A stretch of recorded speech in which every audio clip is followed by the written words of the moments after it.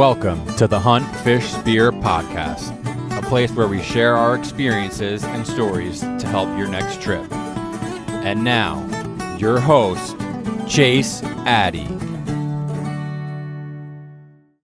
Welcome, everybody, to episode 2 of Hunt, Fish, Spear. Dose. Episode 2, and tonight we got Cary Bible. That's how you pronounce it, right? Yeah, Cary Bible, just like right. the book. All right, it's a good book, though. And carry like you would stuff, you know. I feel like you've said that before. I have. I've gotten made fun of quite a bit with a name like that. I gotcha. Well, with a name like Chase, there's always a couple, like the bank. So I can definitely identify. Oh, there you go. But, yeah, don't say it. I feel like it's pretty good, though, like, because now you're like like a baller. Right. Well, I was pretty excited to have you on. When I had this brainstorm of an idea to do it, you were one of the first persons that I wanted to have on the podcast because obviously it's Hunt, Fish, Spear. And being friends with you on social media, it's clear that you enjoy all those things and some. Yeah. So I was like, all right. And my initial thing was I've never really launched too much stuff by myself. So I was like, maybe I can convince Cary to like be a co-host and do this. But as we'll talk about, he's Cary, you're the president of your company and also the founder of Adventure Swap too, which we're going. That's yeah. correct, right? So first off, thanks so much for having me on. I'm really excited to listen to the first episode. I don't know if I'm going to be able to top that just because of the family angle. And there were some awesome stories. But yeah, I own a creative agency, so I do software, graphic design. We've got a team of 10 people based out of downtown West Palm.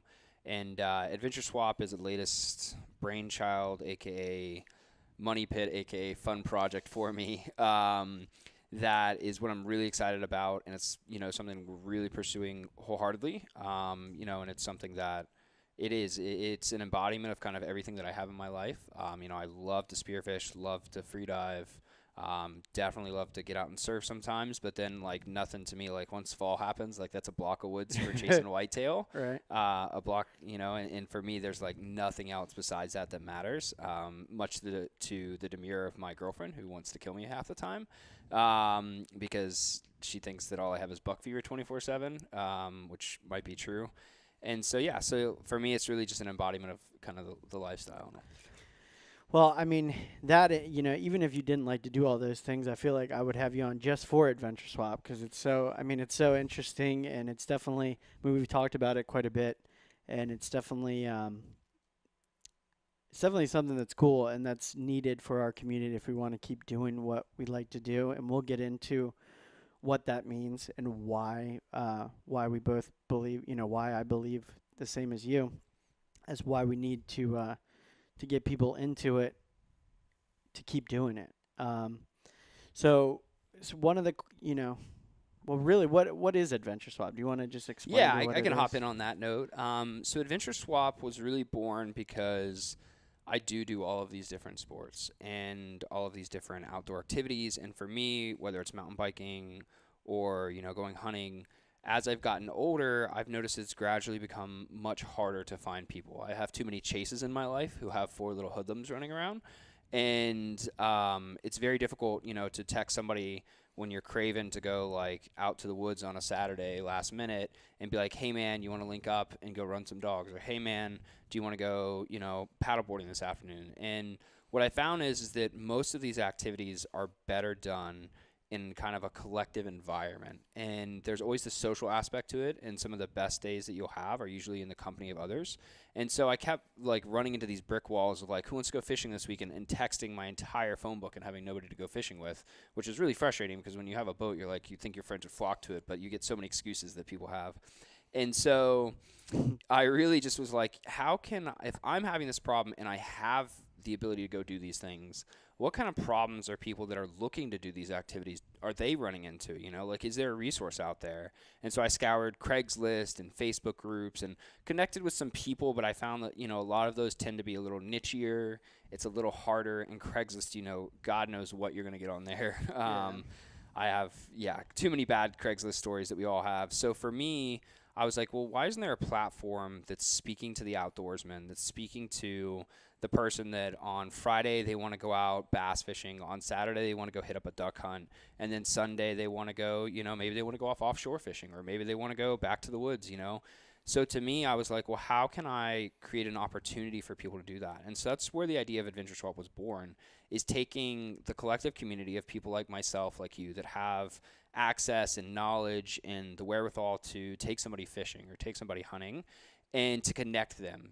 So if you're new to something and you've never done it before and you're like, hey, I want to go try mountain biking for the first time, or I want to go try, I've never bow hunted, I don't even know where to start, you can connect with a host or a guide on there. And, and you can really kind of, it's really just a connection site, if you will.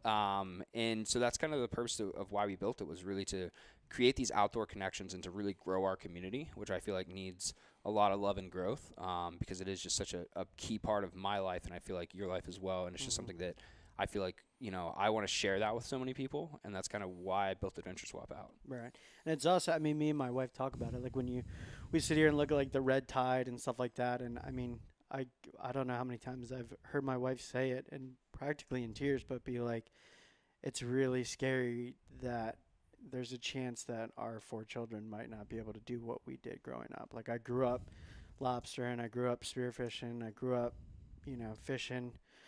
Didn't necessarily grow up hunting, but I've recently gotten into it. But I mean, I grew up doing all those things, and it's scary to think like, there's a chance that they might not be able to do it because of, different things like that. So I know I've talked about it before on this podcast with Tech, and me and you've talked about it, but really it's super important for us to get other people into it. Because if 100%. We're not getting other people into it, there's not going to be conservation. And when you take your hunter safety course, one of the questions is, who is the biggest contributor to conservation?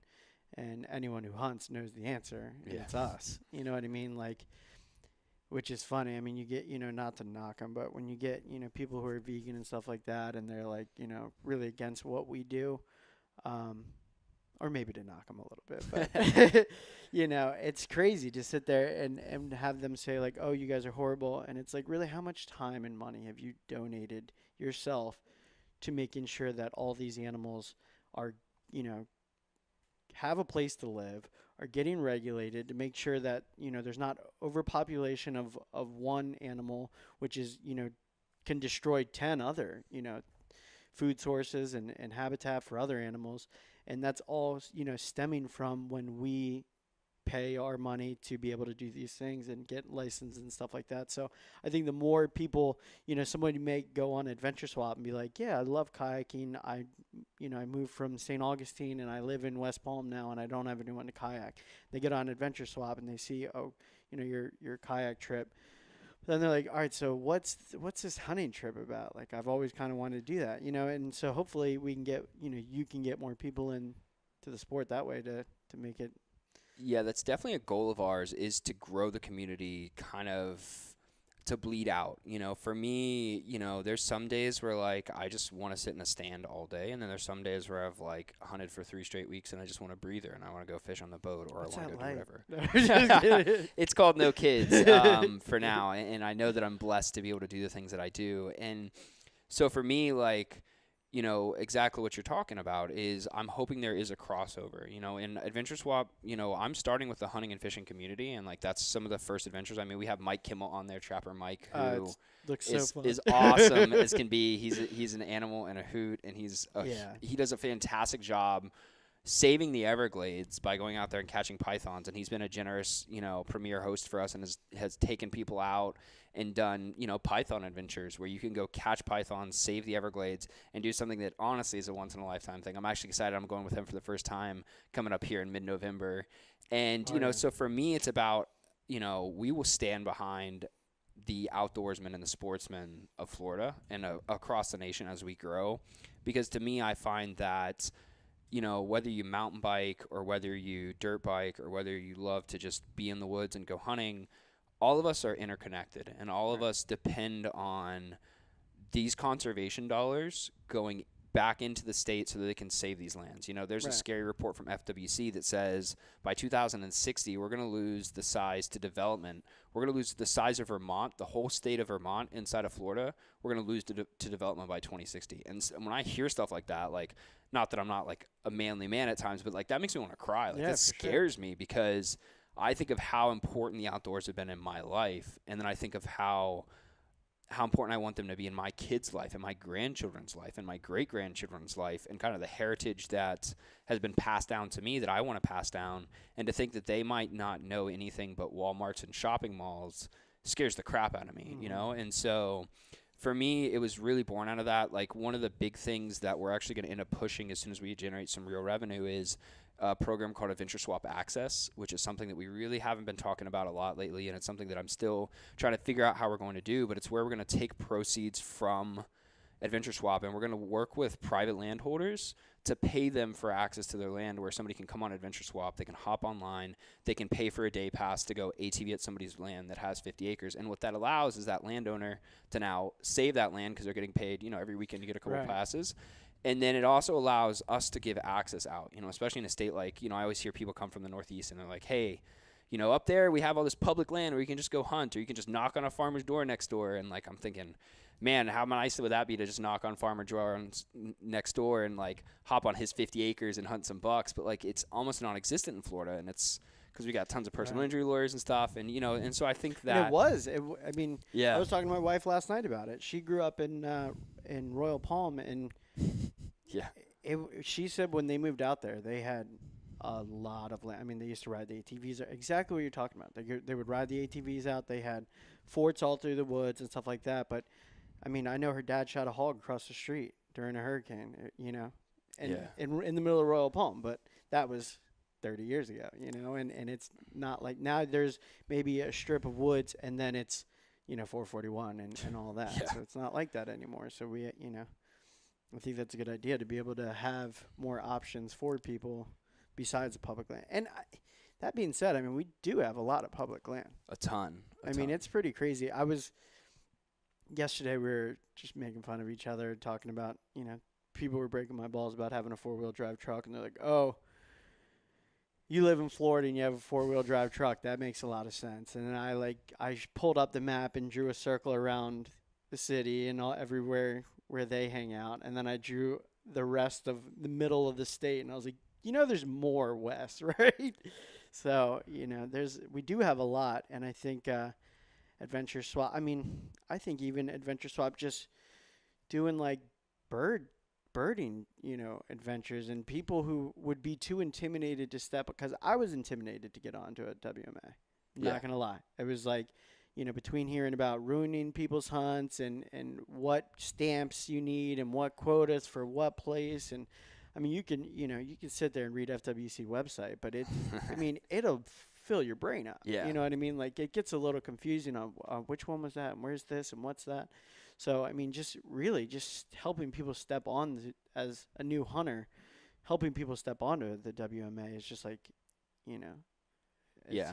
And that's actually something I'm super excited about. We're going to be actually offering, as some small game seasons open up, I'm going to actually be offering some hunts out there where you can go hunt with myself, and we'll go do a hog hunt, you know, and I'll pass on some knowledge, and I'll talk about the specific regulations and what quotas are and what, you know, preference points are and the whole nine, because it is like a super crazy. convoluted, crazy system to try to understand.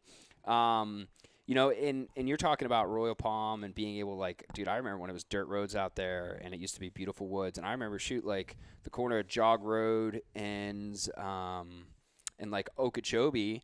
It used to be a place called Ghostlands, and we used to ride our trucks out there. Now it's like, it's right on the backside of the turnpike, and it's like some giant trucking center now, you know? And it's crazy to watch these little pieces disappear. And it's funny how many times I have that same interaction where people are like, dude, you say you go hunting, like, where the heck are you hunting around here? And I'm like, well, you drive 30 minutes west, and I promise you're going to hit woods. Like, you can hit Corbett, Hungrylands. Like, you drive north, you'll hit Alapata. Like, and if you go up through the middle of the state, like, there's some beautiful wildlife management areas.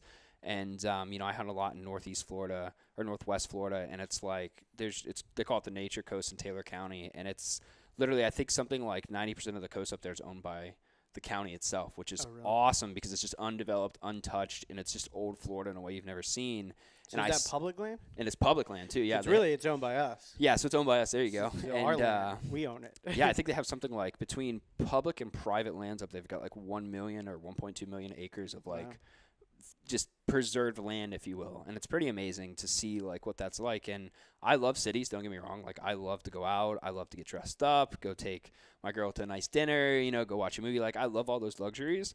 But I also find that in a society where like we're face down in a phone and on social media and consuming all this garbage all the time, I feel like it's ever more important that we take a step away and we take a deep breath and we sit out and we just like watch the sun come up at 6 a.m. You know what I mean? And just sit on a nice cold November morning and just like enjoy being at peace and enjoy being part of the wild, being part of like what our ancestors did for tens of thousands of years before we were blessed enough to have electricity and like sit in AC. Cause I don't know how they did it. Yeah. And have a podcast. Cause I certainly don't know how anyone existed without AC, personally, but you know, and here I am doing archery in August. So, but I still love me some AC. That's tough. But, well, that definitely explains a lot of it. So what are some of what are the adventures you have on the website right now? I think I saw there was like 6 of them, right? Yeah. So right now Currently. we've just been trying to like start small, you know, like one of the things that I like to do is I like to like start in a controlled environment. We've done very limited, you know, very controlled adventures. Obviously there's Mike's awesome python hunt that you can go do.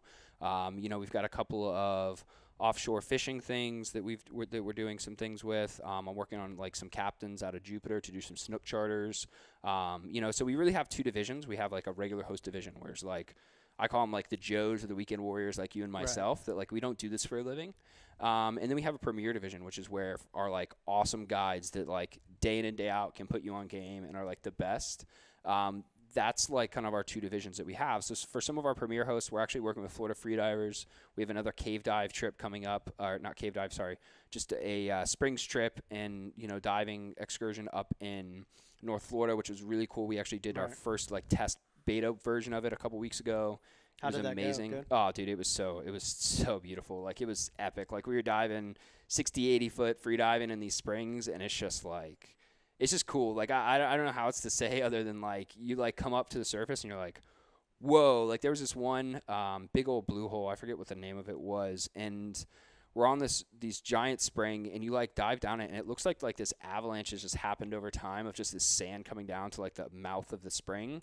And it goes down like almost 100 feet, and it's just ridiculously cool because like you'll get down and you'll look up, and it's just like, it's weird. And you're like in fresh water, and there's turtles swimming around, and you see a bass as you're going down and catfish.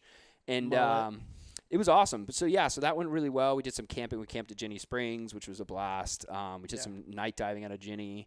You know, so that's the kind of things that I want to offer is really truly authentic experiences. A couple ones that we have some kayaking at Riverbend. I've got a couple extra kayaks and stuff, and we go to Riverbend. I got like a tree swing we hit up and some waterfalls, got a little route plan there. You know, right now we're just trying to figure out what works best. Right. And then when we find something that people react to and they're like, man, I want to do that again. We try to do that as much as possible. I'm going to be having some duck hunts coming up. We're going to be doing a couple other items, you know, on the site as we start to expand our library. I'm just always looking for hosts. So if anybody wants to host and they're listening to this, please like reach out to me. Cary Bible, so on Facebook. Yeah, definitely. And when I post the podcast, I'm going to make sure all that information's there. So if anyone's listening to it, wants to be a host or wants to do some of these adventures. But for somebody who's just watching this, I know, you know, the beginning, it's episode 2. I'm guessing most of them is going to be like my friends and family. And I know a lot of them, there's a fair amount that free dive, but there's also a lot of people that listen to this that have never done that.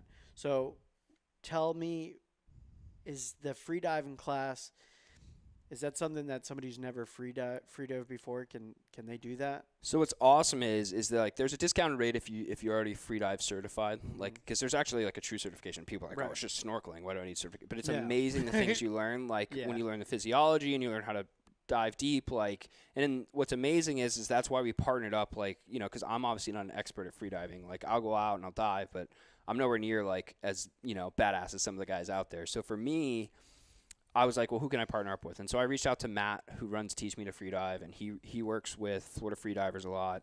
and he's just a awesome dude. He's trying to be a firefighter right now. He's currently an EMT, and he will train you through the entire course. So like by the end of this beautiful like springs diving excursion, you're in a situation where, you know, he's going to train you, and he's going to teach you all of the like technique, all of the safety. He's going to help you get down there. He's going to teach you some warm-up techniques. And by the end of it, like the promise of the class is that you're going to be diving to 60 foot. And like, it's pretty amazing because you dive to 60 foot after like going through everything, and you're like, whoa, that was like nothing. Like, holy cow, like I got so much more breath and I can do so much. So like, you know, that's one of the things too, is like really trying to figure out how to cater to people that are new to some of this, you know, because there's obviously two different, you know, we have level ratings on the website, and we're still trying to figure out exactly how that works, because we had like, you know, we've had some times where like people have come and you have like 4 dudes that are super extreme and 1 person who's not, and it's like, how do you accommodate that? But that's why I love the fact that it's so community based. It's because when you're dealing with real people, and you can be like, hey man, I've never done this before. Like, it's much easier to say, like, when it's face to face and we're sitting on the boat and we're drinking a couple Coronas and we're about to go fishing or whatever the first time. You're like, hey man, I've never high-speed trolled for wahoo. Like, how does this work? Like, what are we doing here? You know, this is exciting to me. That's why I built this, is I want to share those experiences with people, and I want people like yourself or anybody that might be listening to this and be like, you know what I do a lot is I do X or whatever that might be. I want them to be like, hey, I can take people doing that, like no problem, you know. And that's really what it's about, is kind of trying to create those approachable experiences. So, you know, with the free diving, we're partnering with people that actually will train you throughout the whole course. With the, you know, some of our other adventures, you're going to be there, like, to be honest, just like you said, it's friends and family listening a lot right now. It's really myself leading a lot of these adventures, just because I want to have control in the process and see what it's like. It's been amazing, actually, because I've had people that have done adventures with us that I don't know who the heck they are, which is like super cool, because it's like, whoa, this idea is working. It's also super scary, because I'm like, oh my God, is this guy going to step foot on my boat and then sue the crap out of me? But it's like, you know, it's super awesome to like be able to do those experiences. And like, I'm really working on like some airboat trips in like Lake Okeechobee, and we're just trying to like to really expand, so that depending on where you are, I don't, you know, one of the things we want to be very careful about is that, like, yes, like if somebody's doing like a hike up Everest, like you better be like Everest hiking certified. And I don't even know what that looks like. You know what I mean? But doesn't you know, look like this. No, it's never this either. Trust me. I don't think I, you know, people are always like, oh, I want to hike up Everest. And I'm like, man, I don't know. That just seems like a lot of work. There's a lot of things I'll do, but hiking up Everest isn't one of them. But, you know, for me, it's really about creating that environment where somebody feels like, wow, this is safe. You know, all of our hosts, they're verified by us. All users are verified on the safe side as well. So that number one, we know who everybody is and what they're doing.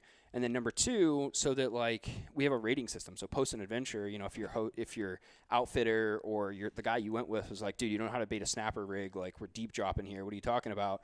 You can be like, yo, hey man, sorry, I've never done this before, you know, and you can rate him, and he can, you know, and then we'll be like, hey dude, you can't be a jerk to people, you know, or whatever that might be. So. Yeah, and that way, if your host is a complete Guggen, you can call him out on it. Yeah, you'd be like, dude, this guy told me he'd put me on deer, and he wouldn't. All right, so you kind of brought it up, you know, when you're talking about, you know, the fear of somebody suing you.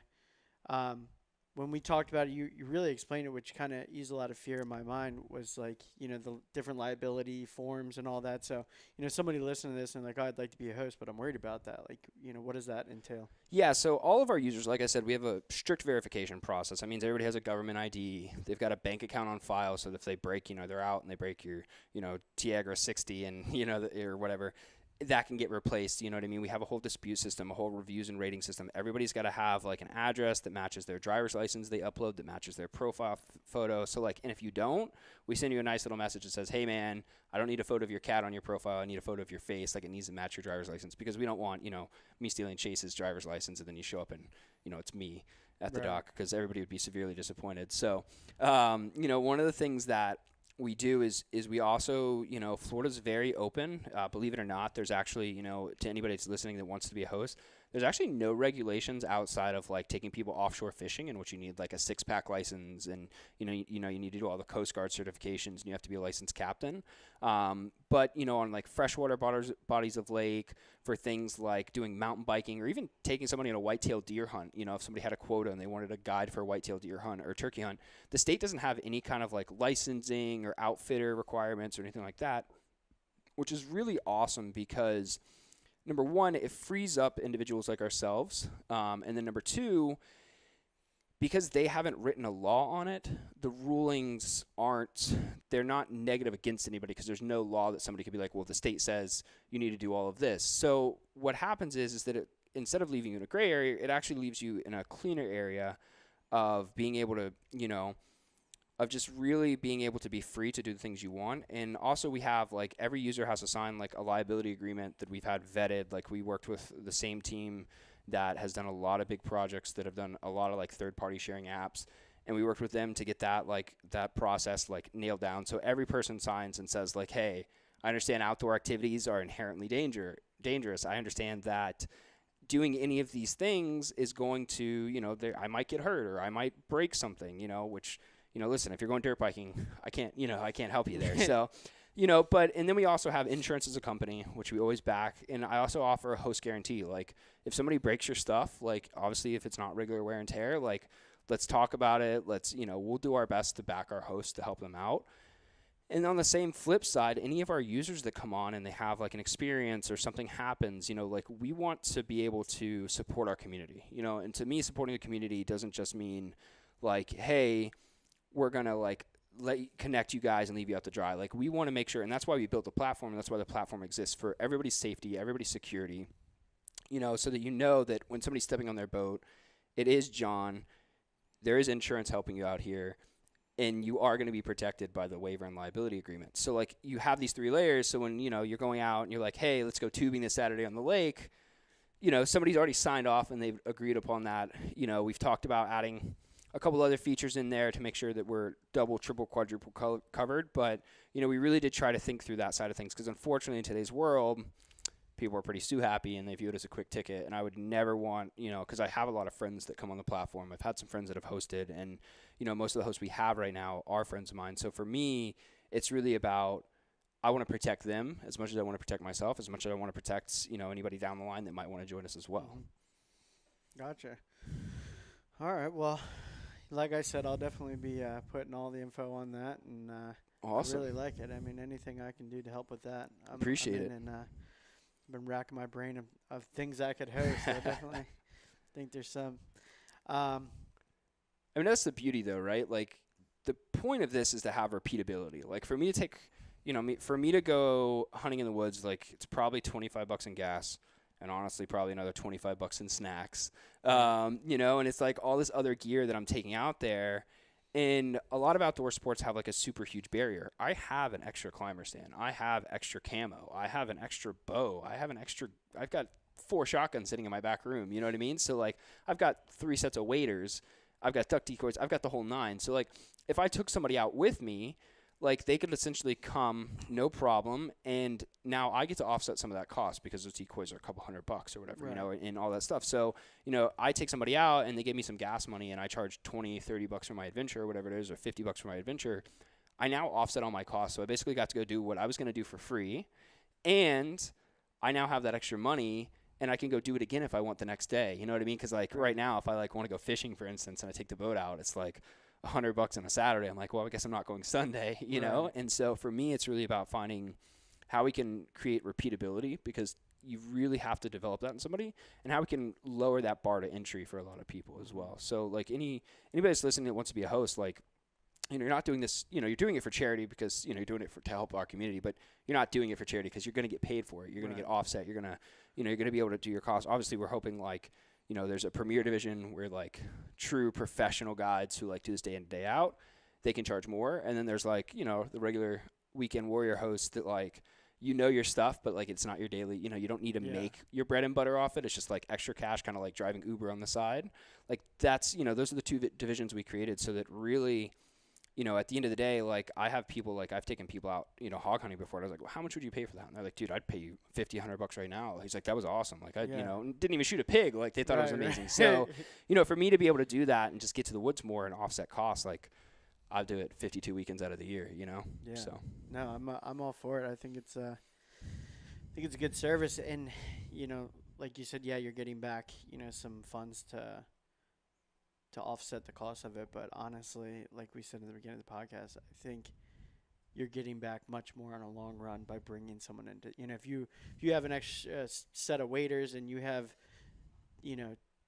all the decoys and you bring somebody who's never done it, and then they're buying their WMA stamp, their duck stamp, their migratory bird permit, all that stuff is like, that's for you and for your kids. Yeah. You know what I mean? Like funding the future for sure. Yeah, and that's why I think it's so cool. I mean, yeah, all this stuff is super expensive, and there's a lot of things I can't do because of finances. But, I guess once you hit 30, you really start getting philosophical, and you have 4 kids. You really, I mean, that to me, that's like, it's priceless to be able to give back and, to conservation and stuff like that. So that's really, I think, cool. Well, do you have anything else you want to say on Adventure Swap, or? I mean, if anybody has any questions, feel free. I know Chase is going to give my information, but definitely reach out to me. Don't hesitate. We're always looking for more hosts, crazy ideas, new adventures. We're all about it. If you've got a hot air balloon in your backyard and you like to go hot air ballooning, let me know, because I actually used a hot air balloon with my aunt as a kid. Crazy side story we'll talk about later. But so for me, anything that you could think of in the outdoors, let's do it. Let's get it on the website. Let's do some awesome adventures that people, that you would want to do. And at the end of the day, our goal is repeatability. I want you to be able to take somebody on Friday, go fishing with me on Saturday, and then Sunday be able to hit up, Mike Kimmel and go catch pythons.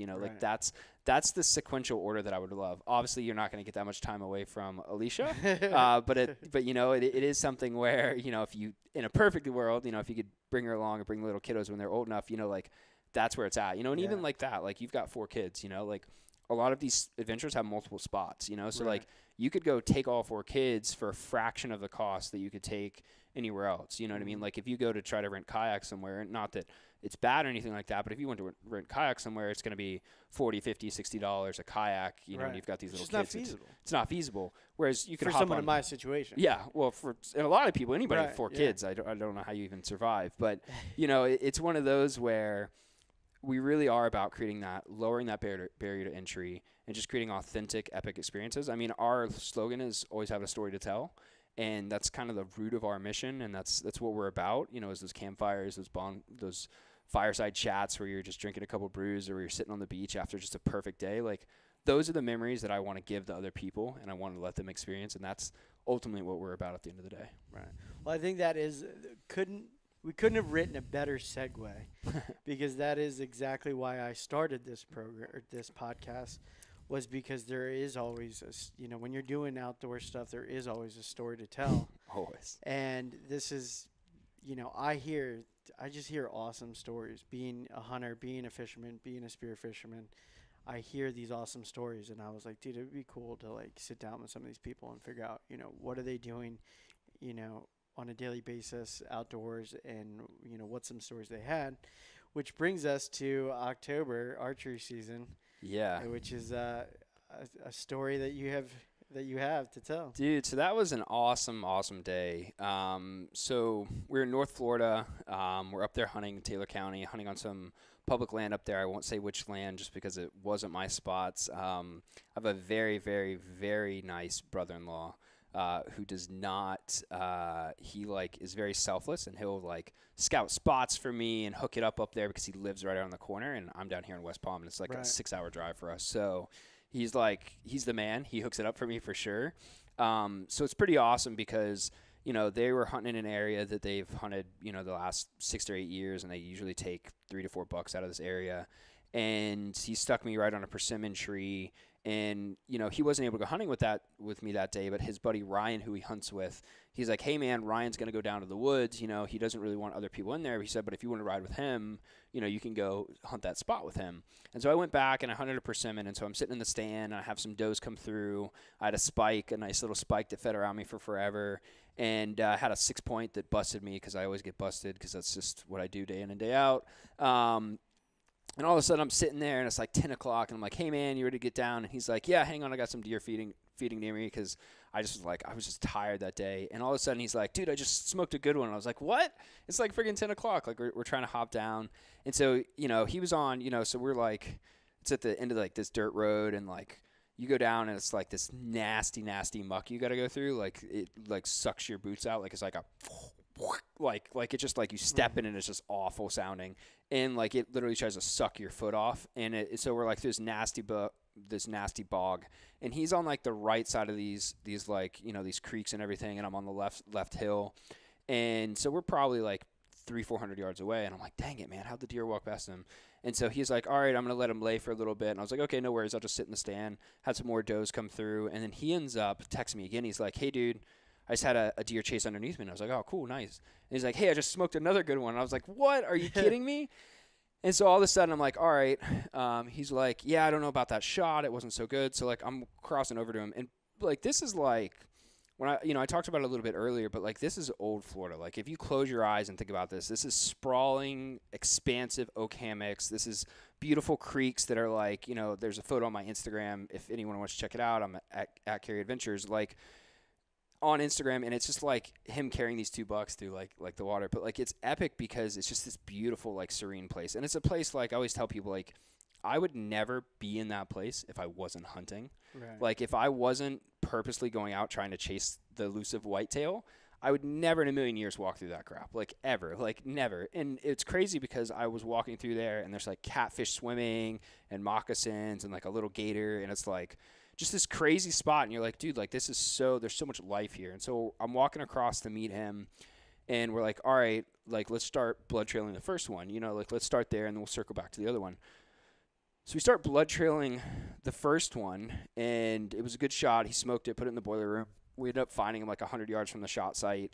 And all of a sudden we realized, we're like, well, what is that blood trail? And it was the second deer's blood trail. And we're like, oh, crap, that's not good. Like, because he didn't feel too confident about the shot because it was a slight quartering away. And so we're like, all right, well, let's get this guy out. So we drag him out. We float him down the creek, which is just awesome to do because, like, it feels good. Like, anytime you're dragging a deer, like, you're beat. I don't know how they can weigh so much for being such a small deer, but like, you know, you're dragging them out and you're sweaty and you like hit that creek and it's like 60 degrees and refreshing. And so we like gut him, put him in the creek, stash him, hope that a gator's not going to eat him. And then we like go back to start looking and we're like looking at the shot site and there's some good blood. And then we're like looking and we track for like 300, 400 yards. And we're like, dude, where the heck is this deer? Like, we can't find it. Like, it had to go down there. There was too much good blood. And then it starts becoming pin drop, pin drop, pin drop. Put our last little piece of toilet paper down, and it's like, dude, like, I don't know. Like, we don't know where this deer is. And so we, like, look for an hour, hour and a half. And I was like, hey, man. I was like, you know, like, that buck's dead somewhere. Like, we should probably get a dog on it. And, like, what's funny is like, I'm a very much, like, in – anybody that's listening to this, like Justin Russell or anybody that's ever found a deer for me, they're going to laugh because I'm very much a when in doubt, back out kind of guy. So, like, if I don't find deer, like the deer or blood or solid great blood in the first 50 yards, I just immediately back out and call a dog because I've lost which most people wouldn't do. No, which most people don't do. We'll we'll find them, you know, and or we'll grid search or we'll bring people. And I get it. Like, there's a certain amount of, like, learning to track on your own, and right. I get that. But, like, when I'm so about a shot or I'm not 100%, like, I always call a dog. And Florida Blood Trailing Network is an amazing asset that we have here in the state. Like, I have friends that hunt in Missouri and Texas, and, like, they pay people $500 to come find deer, and there's dudes that'll come do it for gas money. Like, it's amazing. So, like, and it is free, but, you know, I always give them gas money. But, you know, so here we are, and I'm like, hey, Ryan, like, we really, really should call, you know, my buddy Michael. Like, he's got a dog. It's a bloodhound. It's really an amazing dog. This Ellie dog is, like, bang up. She finds deer all the time. She's already found a couple for him this season, found some for some other hunters. Like, and I told him a story, like, the previous season, one of my buddy's wives, Erica, she was hunting and she went to the blind with a gun that she thought was sighted in from last season. And, you know, I think they've got 3 kids now. So, like, running around, I think they knocked the scope somehow, and she shot and ended up actually missing the vitals and everything and actually exited through the hip.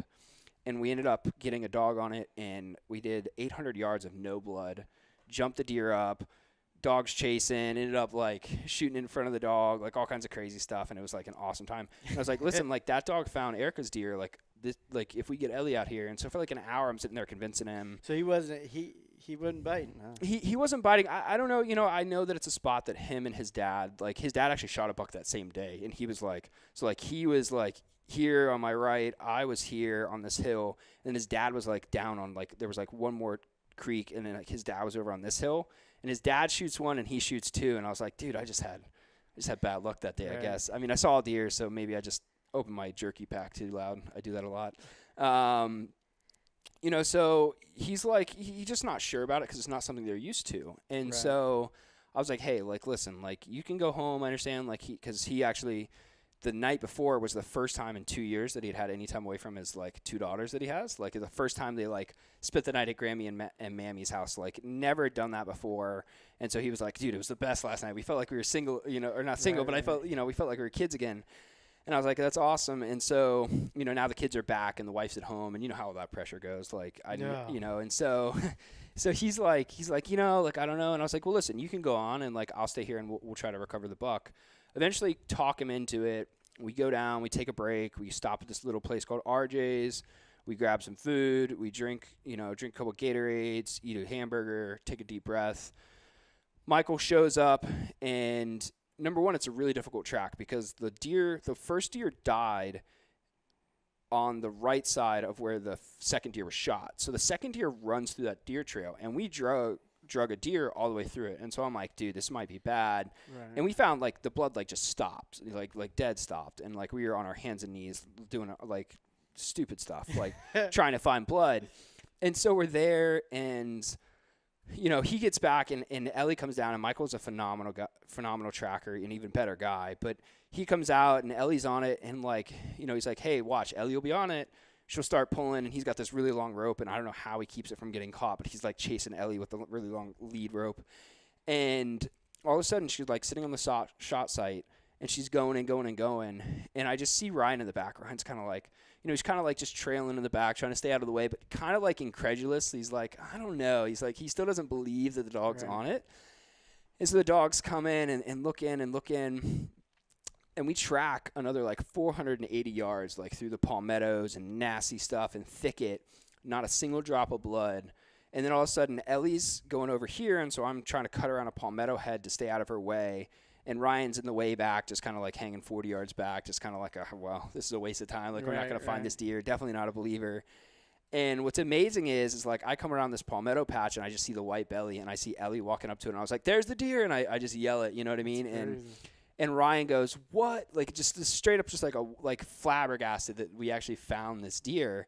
And I was impressed too. And Michael even said he was impressed because, you know, there was a liver and guts and nasty stuff like 150, 200 yards away. There was like a deer we had previously drugged through the area, which Ellie was amazing. She saw that first deer and just kept going. She was like, I know that's not the one for me. Like, I was impressed. Like, I don't think, you know, I've got a dog I'm working on to be a blood trailing dog. I don't think she could have done that. And so like, Ellie's got nose to the ground, finds the deer. Ryan's like in the back, and his face just lights up like a kid on Christmas because like it's a good buck. Like, it's probably about the size of this one on the table, and he's just like, you know, right at that registry buck line, and it's a beautiful deer.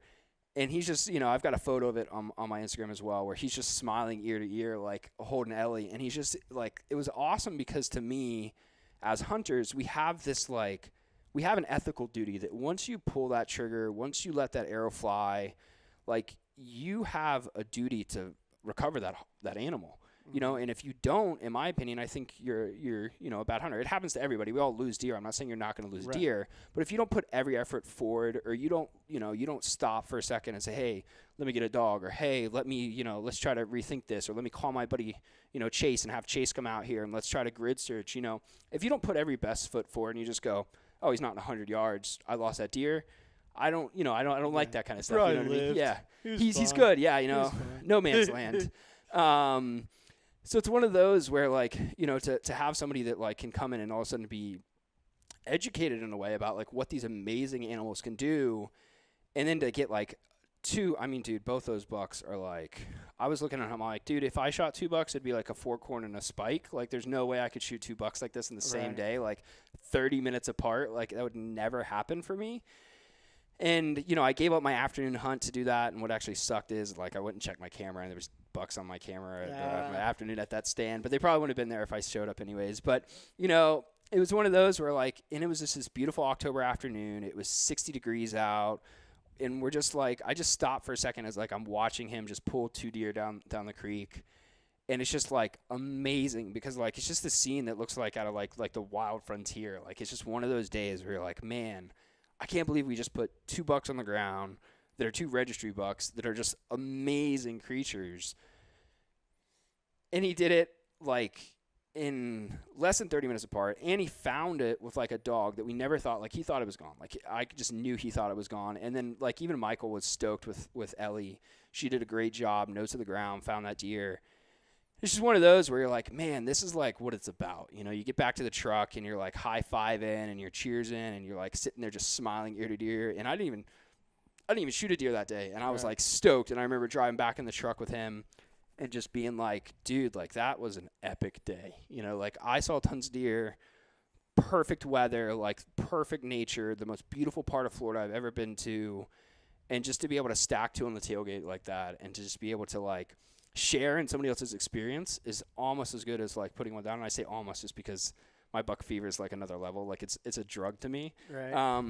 But you know, it really is just an incredible feeling to watch something like that happen. And then like the education part of that, like I can't understate enough how important it is to just get a blood trailing dog. Like when in doubt, back out is a motto that I will live by, because every time I've done that, like I lost the biggest buck of my life, like a 120-inch buck that I found weeks later, thanks to vultures, because I pushed him, because I went too quick, I moved too fast, and after that I said never again. Like that was the sickest feeling I ever did, knowing I hit him, knowing I had great blood bubble air, like right there. It ended up being a single lung shot, and then not to find that deer and not to like actually be able to enjoy the backstrap, you know, at the end of the day. It's just crazy. So, you know, for me, like I'm very much a when in doubt, back out, and just get a dog and get it out there and give it your best shot. You know, sometimes you miss, like I had that happen last week, but you know, it's better to find out that you missed than it is to let a wounded animal go in the woods and just, you know, perish.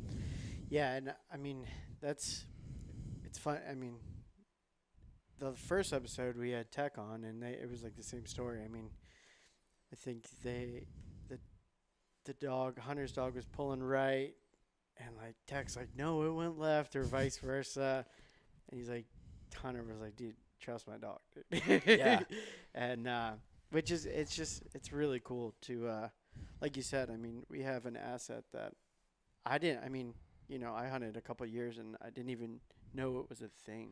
Yeah. That like there's people out there that are like, yeah, it's more fun to put a smile on somebody's face when they see that they got a deer that they would not have got recovered.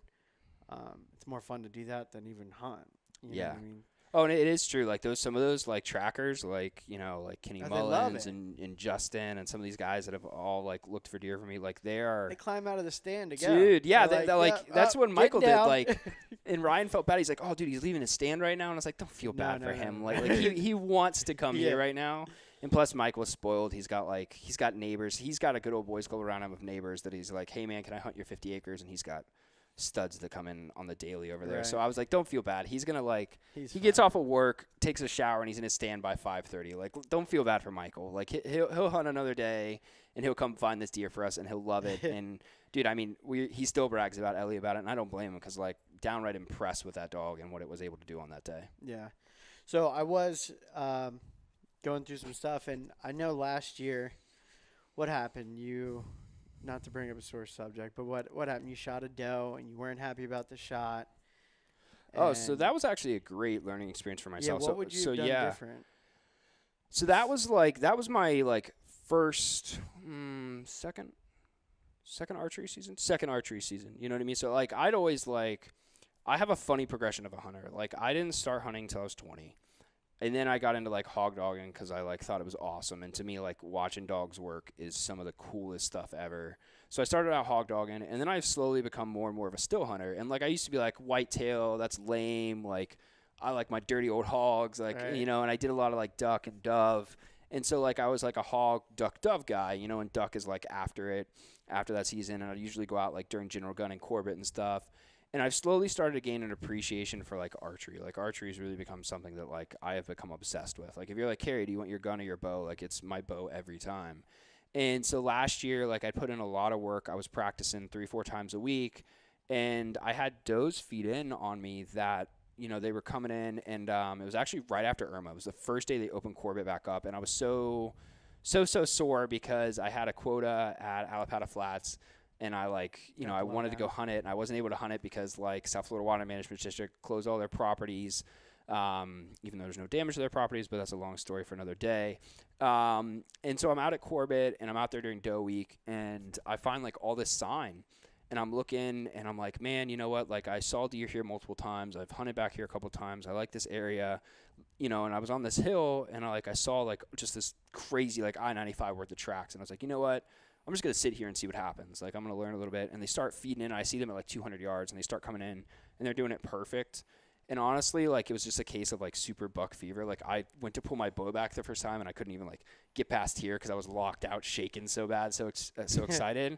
And so I finally get it back. Hit my anchor point, and it was just a matter of just not knowing to be patient. You know, I should have truly waited for that doe to walk past me a bit, but I was so scared that they were going to bust me or hit my smell or something. And just all these thoughts and rushing, you know, and that's actually something Jeff Seaver has been working with me on is, you know, he's a guy that's super old and has killed cajillions of deer, is to be patient, is to do a 3-2-1 timer in your head and to do a deep breath and to relax because you have way more time than you think that you do. You know, he told me one time of a story when he was hunting out west that he spent 10 minutes looking at a deer, like literally 10 minutes through the scope, like waiting for this deer to give him that perfect shot because it was a booner deer he didn't want to lose. And so I was like, 10 minutes? Like, there's no way you get 10 minutes. Like, a deer's not going to give you 10 minutes. Like, Yeah. And, but, you know, and so it's one of those where, like, I'm trying to practice slowing down. And, like, last season, I just got back, and she was 2 under my stand, and I was up, like, 30, 40 feet because I thought you needed to climb to the moon. And so I'm up in the moon, and I'm aiming down, and it was just a bad angle, you know, like, and at the time, like, I was always aiming for the entry point, not the exit spot, which is a big mistake. And so I was really like, all right, well, you know, I aimed back and I shot, and I ended up catching her actually in the hip. I thought like I gutted her at first, and I ended up catching her in her hip just because it was just a bad angle. It was a tough shot. She was 7 yards below me, like right severe super down drop angle, and that deer ended up dying. But it was one of those where like I was in the stand freaking out because I had like that whole fear of like, oh my God, what did I just do? Is that animal going to live? She ran off 60 yards and like bedded. I posted a whole big story on Florida Hunters Network, like asking for help on there. People were telling me crazy stuff like try a 60-yard headshot and bad advice. But I ended up listening to Justin Russell and backing out. Like I said, he brought his dog Abby out and found her in like 10 minutes. You know what I mean? Like it was awesome. But yeah, so that was just a case of like buck fever, rushing the shot, and then not bending at the waist, compensating for the angle, you know, like honestly is what it was. And because I had it was the perfect, like she was broadside to me at 7 yards. I just bad angle, didn't account for it. And probably because I wasn't holding my bow straight, which I still have issues with, you know, get a little shakes going on from the buck fever. Well, it wasn't with deer, but the first time I was in the middle grounds spearfishing, we're on a liveaboard and we went out, I guess it probably took 19 hours to get to where we were spearfishing because, I mean, the boat's pretty slow. It was the ultimate getaway, but, I mean, it was an awesome time. And so you go to, you get on the boat, you eat dinner, you BS with everybody, and you go to sleep, you wake up, you're on the dive site. But so it was the first time I ever, really spearfished that wasn't the Atlantic besides the Keys. And it was the first time I ever did any free shafting. And I was just like, all right, I want to free shaft. There's so much fish here. I just want to be able to shoot more. And they were like, it was my friend Lisa Rollins. She was like, you need to like think about where your spear's going, like basically the exit wound. And it was like a whole like new thought process through my head. I'm like, I pretty much just think about where I'm going to hit him. What do you mean? Yeah. She's like, well, if you hit that fish and it just goes through him, that fish is just going to haul butt. Yeah, and you never catch him. She's like, you want to kind of pin him to the sand when you shoot it. So, I mean, it's, obviously a much different thing, but it was weird to change your thought process and be like, I not only need to think about where I'm going to hit this deer or fish, but also where is it going to go through and, how to help me recover and stuff like that. So, I don't know, that kind of. No, dude, I'm actually jealous that you've been to the middle grounds. That's a trip that's on my list. It was cool. Maybe that's like and on a liveaboard. That sounds like, an adventure swap adventure right there, It was man. amazing. I mean, it was probably the coolest thing I ever did. Dude, stop cool. making me jealous because I hear legends about middle grounds. Oh, it was cool. I mean, it's crazy to see, for us being on the East Coast, it's like was such an ordeal to like go for 5 days and stuff. But like, I'm friends with people who spearfish on the West Coast, and they go for the day, and they just, ride out and come back with, 30-inch hogs. And you're just like, that's just in your backyard. That's just what you do. Yeah. Which is cool, but, we have some cool things on the East Coast. They got some cool things on the West Coast. No, it's true. It's true.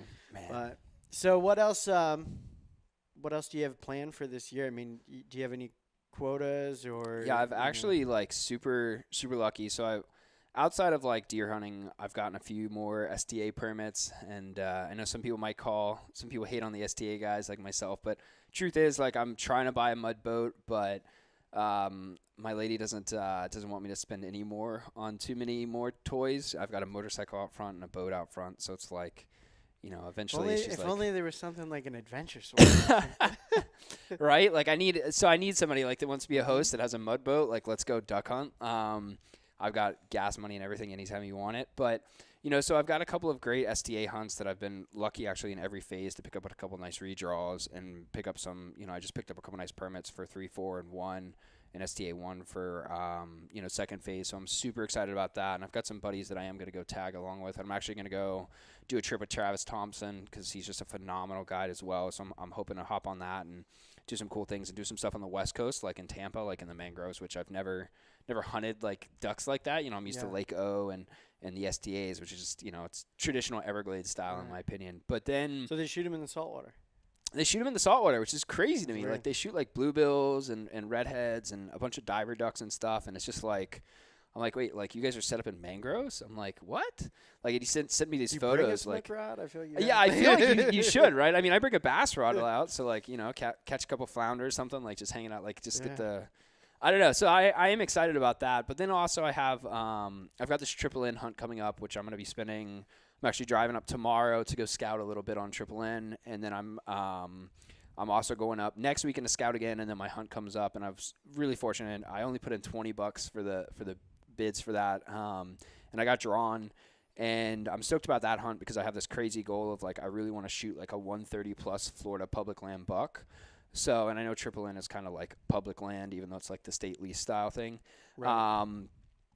But I'm really stoked about that hunt because I've just got some great deer on camera. I'm really excited about getting up there and being able to get to the woods and just put boots on the ground. I had a couple of buddies that have hunted the last couple of years, and they keep telling me, dude, it's it's Eden is what they say. It's just such a beautiful place, and you'll see turkeys and you'll see deer and hogs and quail. It's just loaded. And so I'm pretty excited to go sit in a place, especially when you've got something like 20,000 acres and there's 12, 15 permits. That's good. It's gonna be crazy, So I'm stoked about that. Where and is then that?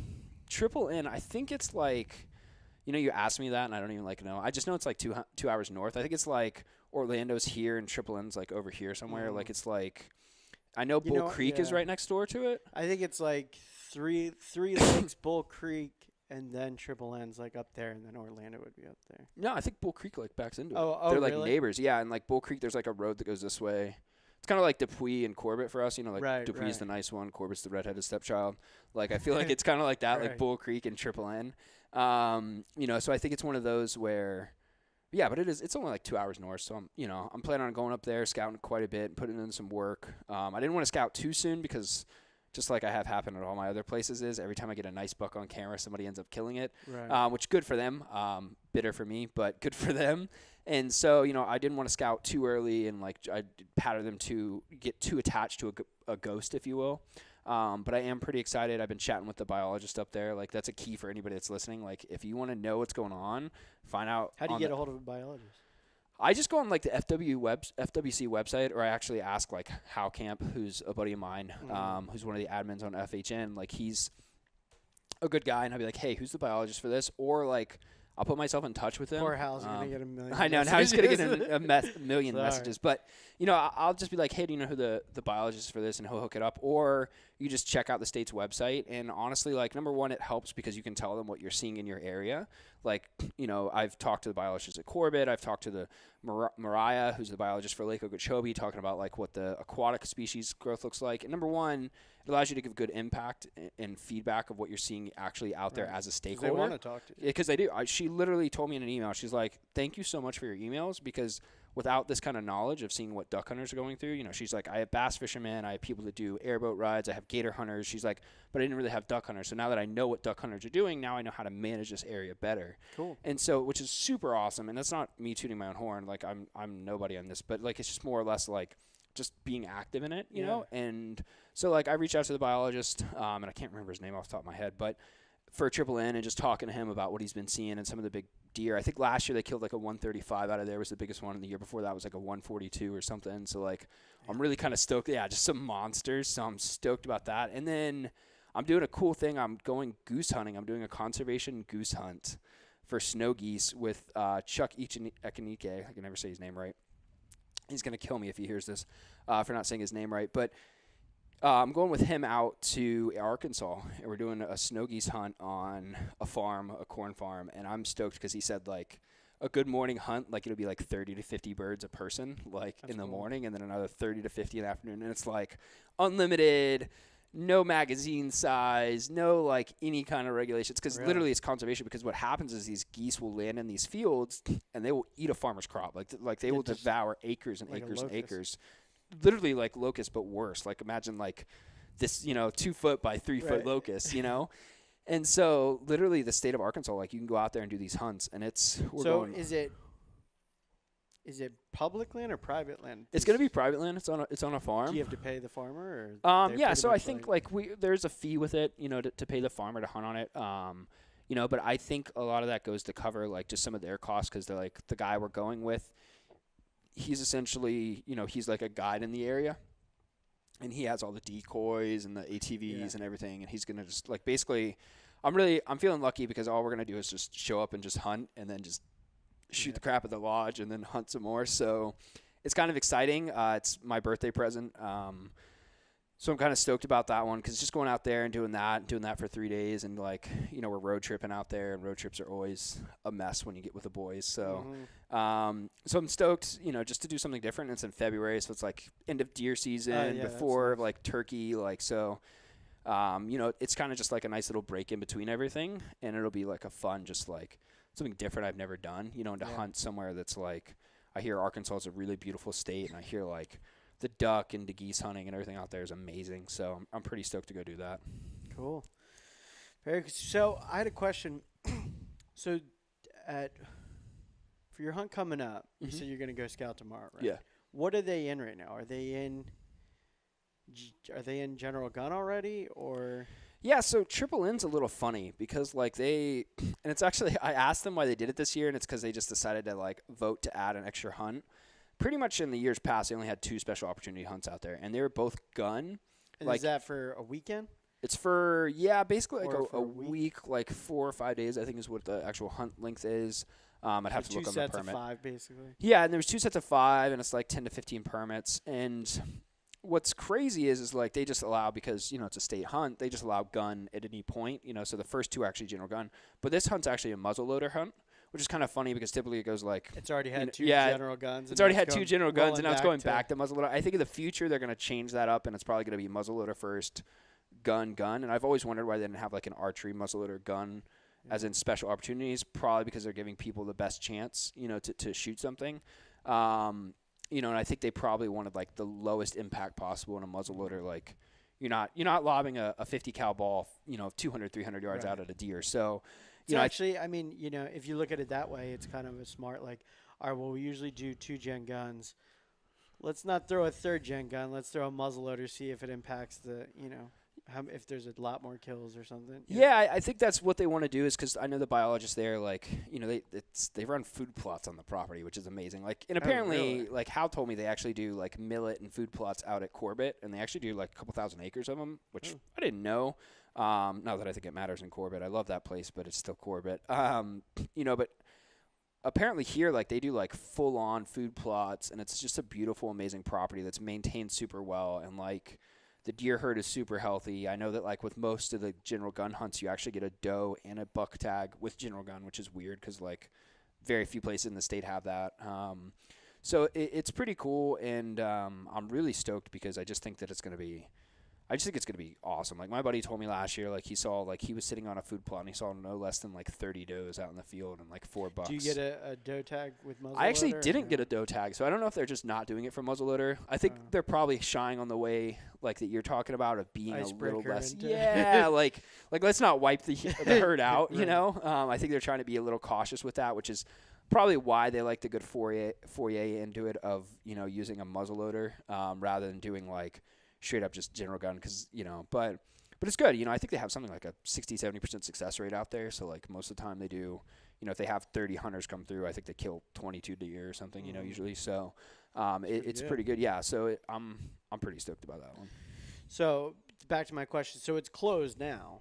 Yeah, it's closed so you're right not now. Gonna, like, see, I have, like, you know, I have fears basically from social media and just hearing people, like, ruining hunts. Like, I don't, like, you know, I'd like to scout close to the hunt, but it's like I don't want to ruin someone else's hard work. You know what I mean? So it's hard to, like, time on public land, you know, when to slip in there and be like, all right, so muzzleloader just ended, disability gen gun, I'm going to, you know, slip in scout, and then after that, you know, then you have general gun. Like, yeah, that's always a difficult thing to manage. And one of the things that I try to tell any new hunters, and I'm mentoring a couple new hunters this season, and, you know, one of the things I always try to tell them is, like, just say sorry. You know, like, if you walk in on someone's hunt, like, you know, obviously don't be romping through the woods at, like, 8 a.m. or 7:30 a.m., like, at first light.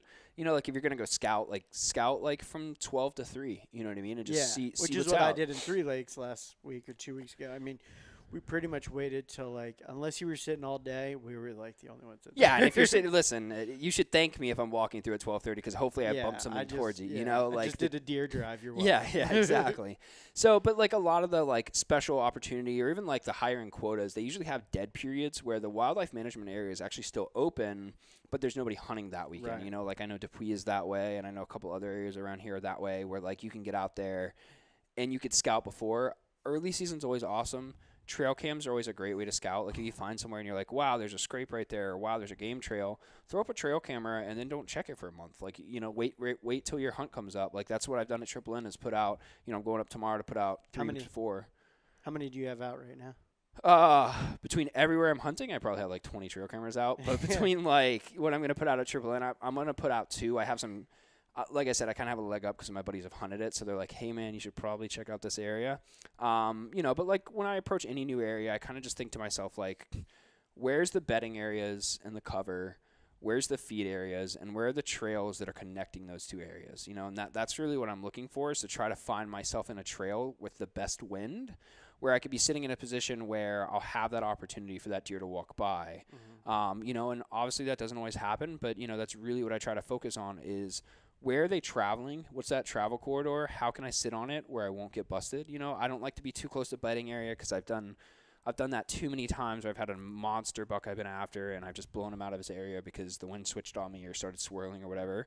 And I love being on food sources, but deer are so finicky that, like, one day they could be on this, like, acorn tree, and then the next day they'll be on, like, this other, you know, feed tree, like feed nonstop. So it's hard sometimes, but, you know, I like to just put myself in a position where I can find, you know, I can have multiple food sources around. I'm in between their bedding area, and I'm that travel corridor coming to those food sources. Like, that's where I want to be, like a every pinch time. Point, that's exactly, like exactly that pinch point.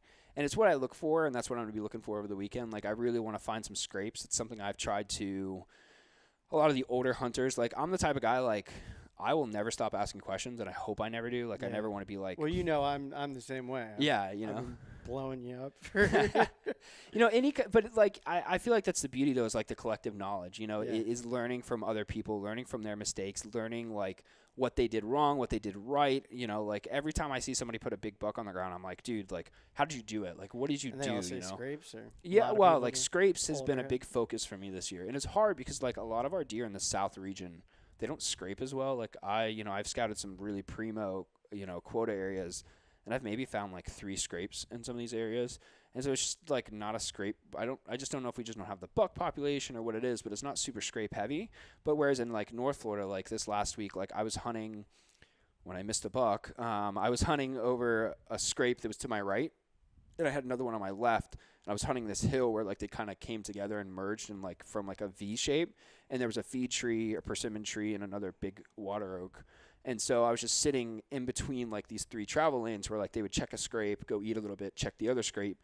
And so I just kind of put myself in between that where the wind would just stay off the scrape and they wouldn't catch me. And it's just something where like I like scrapes because the does are hitting it, the bucks are hitting it. Everybody's just kind of, it's like a phone booth or a calling card where like the deer just nonstop coming and saying like, oh, hey, Chase has been here. Oh, hey, you know, so-and-so's been here. So like they're just stopping and checking out a lot.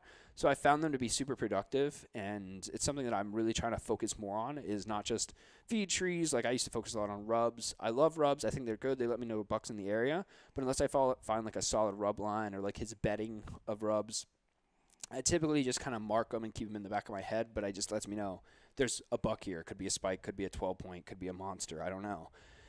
You know, so, but yeah, scrapes has really been something I've been focusing hardcore on just because I think that it's been a pretty good key to success so far. Right. So, you know. Yeah, I gotcha. So when it comes to I mean, I was listening to a podcast, that Wired to Hunt with Mark Kenyon. Yeah.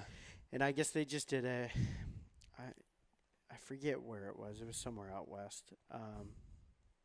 And they went and did a hunt, and the thing that they looked for was like where they would be bedding, and basically described it as the bedding is the hub of the wheel, and that feed trees and scrapes and rubs are like spokes off it. But like you said, you know, you want to set up on a bed where the scrapes or feed trees are, and you want to find yourself like in that lane, in that travel lane, because that's their hub. So for someone who doesn't know a lot about deer bedding and somebody who doesn't know a lot about deer bedding in South Florida, what are you looking for? Is there a certain so that's a great question. Like, what are they looking for? I think that's one of the reasons why a lot of hunters find traditional pine flatwoods so successful is because I find a lot of deer that'll bed tight in those flatwoods. You know, they'll find somewhere where there's like palmettos all around them, and then there'll be like a little open spot, and they'll just come in and they'll basically have like 360 with their one in, one out. And I find a lot of does bed in that kind of stuff. So traditional pine flatwoods, I jump a lot of deer when I'm romping and stomping scouting, you know, looking through. But then for my bucks, I'm really looking for hard cover. I'm looking for things like nasty briar patches. I'm looking for like when I'm walking on this travel corridor, I'm looking and thinking to myself like, where's the most isolated spot where I can would you not want to Yeah, walk where would I not want to go? Because that's where that buck's going to be. Like Right. they're, especially when they're like rutted up and their testosterone's heavy, you know, me, you know, if we're two deer, you know, we might be best friends in the summer when it's bachelor group time, but then like come in, I'm like, screw Chase, you suck, get away from my does. Same you with know? turkey too. Same with turkeys, exactly. You know, and so really, I think you're looking for super solitary cover that's going to be far removed for anything that like, you know, imagine like bucks work the midnight shift and they just want to sleep all day is pretty much how I like to think of it. So like, where would they not get disturbed? You know, you're not going to park on the city street, although sometimes I found bucks in crazy places. So like I found bucks in like wild places, like on the backside of a frog pond where there's a canal and there's like a little like road here thing that's like all grown up. Like I found bucks that like bed in between both sides, and there's like a little sliver that's just like these nasty woods and you can't get through them without like ducking and making all kinds of noise. You know, I've also found, you know, deer that I've found bucks that'll bed out in super tall cover. You know, at the end of the day, though, I think in the mindset of a deer, I'm sure some people might, you know, disagree with me. They're looking for anything that keeps them covered up.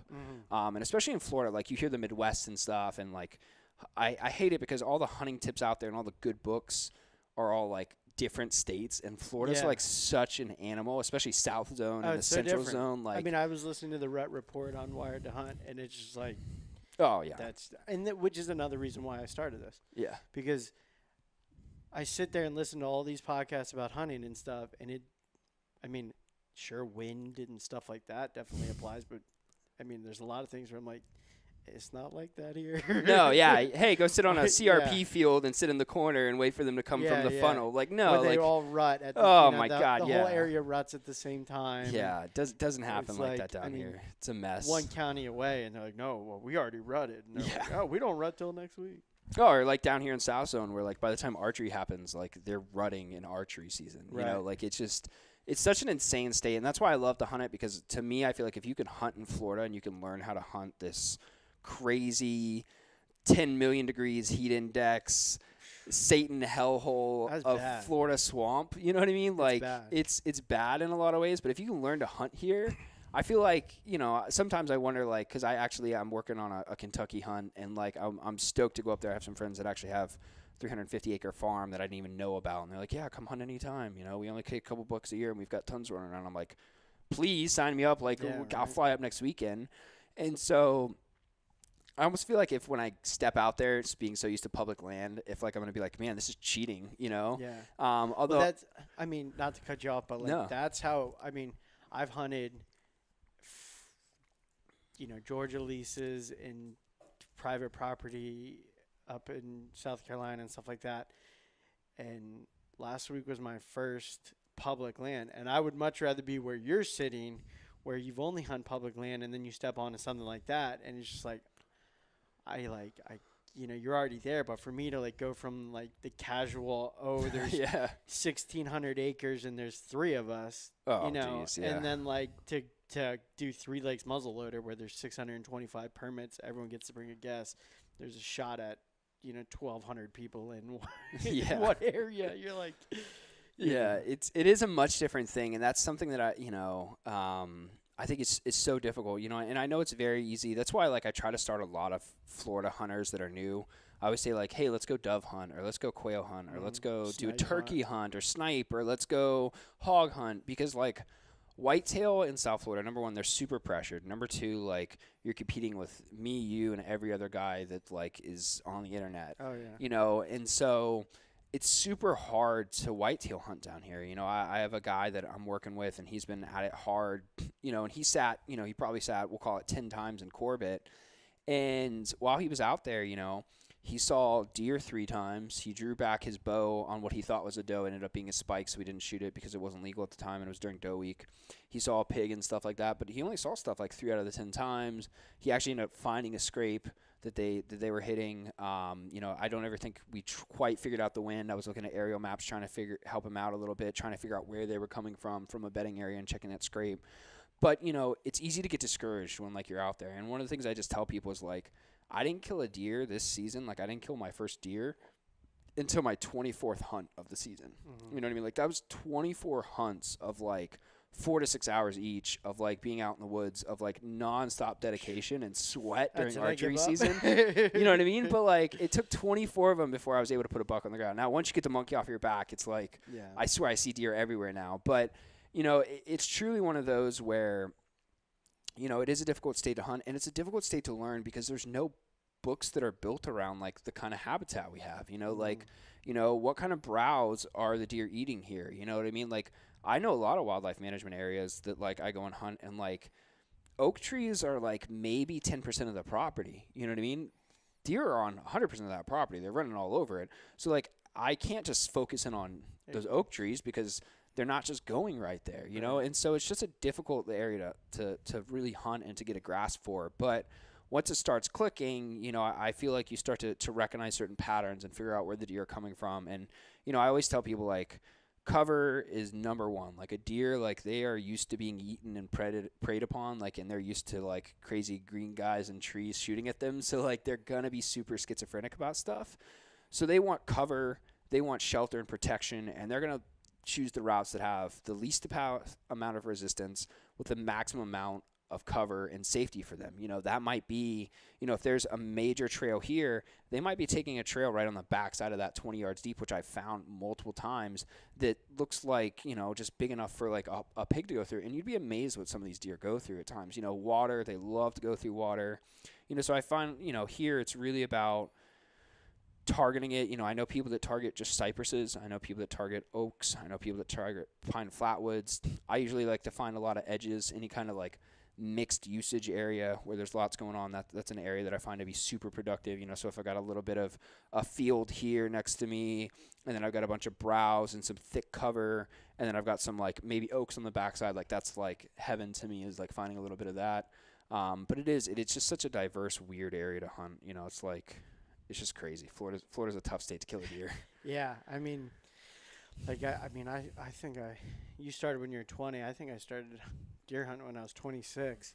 I'm only 30, so I'm only, 4 seasons deep. But, I mean, I don't know. It's also like I had too much knowledge of it before I started doing it. You know what I mean? Like, and I'm not saying I have any knowledge whatsoever. Like, I have zero. But I knew, like, I don't know. I just had found a huge intimidation factor about it, and maybe it's from, reading, just spending years reading posts on Florida Hunting Network and not actually being a deer hunter. And you just like hear people like talking shit and like, just being nasty and just horrible experiences and stuff. And it's just like, man, I don't want a public land hunt. That sounds miserable. You know what I mean? And then as those years have gone by and I'm like, well, I got 4 kids. I better learn how to public land hunt because I don't get to go to Georgia or South Carolina or Kentucky or whatever. I was like, as much as I'd like, but I want to be deer hunting like 100% of my life. Yeah. I just want my kids and wife with me. Yeah, exactly. But so I basically, out of necessity, was like, all right, well, let's walk through some of this fear and like figure out what am I scared of, and it was a whole mix of things, and it wasn't one thing wasn't scary, but when you stacked them all on, like for my first public land hunt, it's like it's my first time going camping at a public land. You know what I mean? Figure out like, all right, what's camp like? Like, am I gonna have to fight for a spot? Is it crazy? And then it was like, okay, what do I need to prove to get in there? How do I show them that I have a quota? You know what I mean? And what is the what can I take at that? Is it fork? Is it 3 on one side? Then you start like, all right, well, what's 5 inches? What's 10 inches? You know what I mean? You start like overwhelming yourself, and then you're like, okay, when am I going to have time to scout that?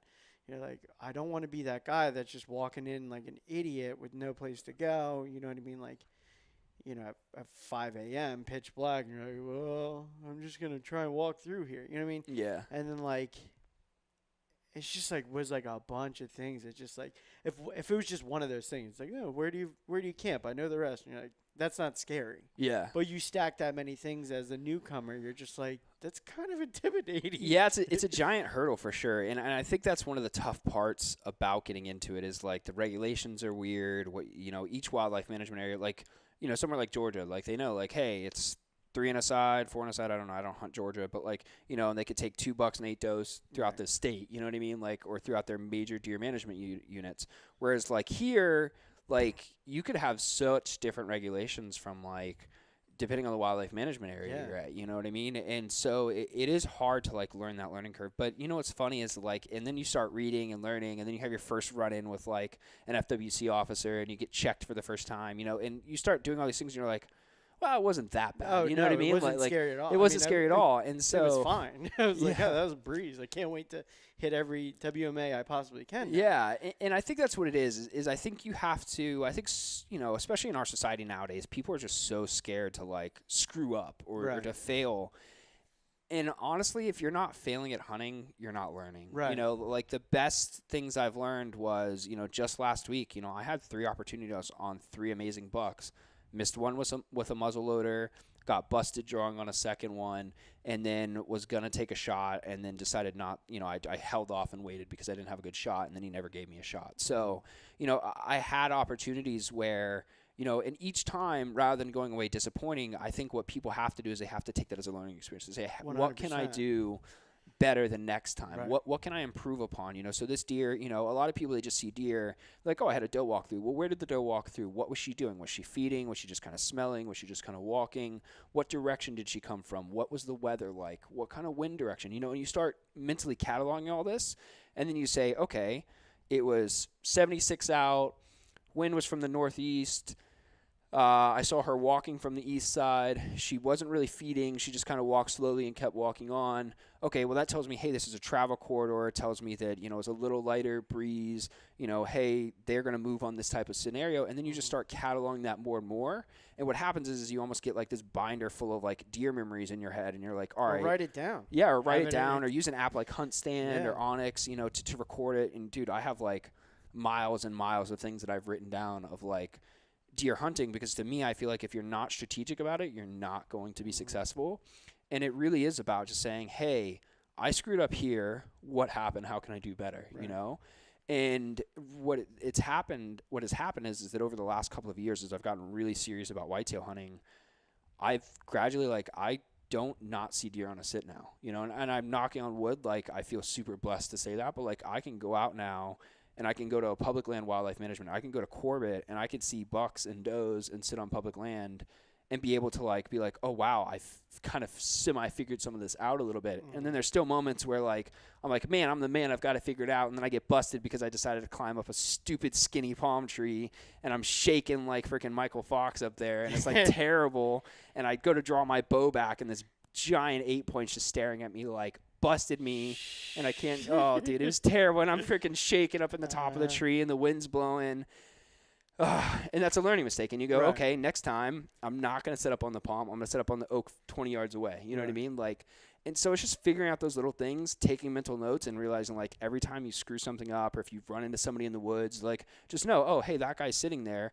I wonder why he's sitting there. You know what I mean? Maybe I should make sure to be downwind of him, or maybe I should try to, you know, not to be a jerk to people, but like go down 400 yards and cut him off before they get to him. You know, if I think they're betting over here and he's set up over there, maybe he doesn't know, you know? Yeah, if you've done the research, you know where they're betting. You know? Yeah, you know.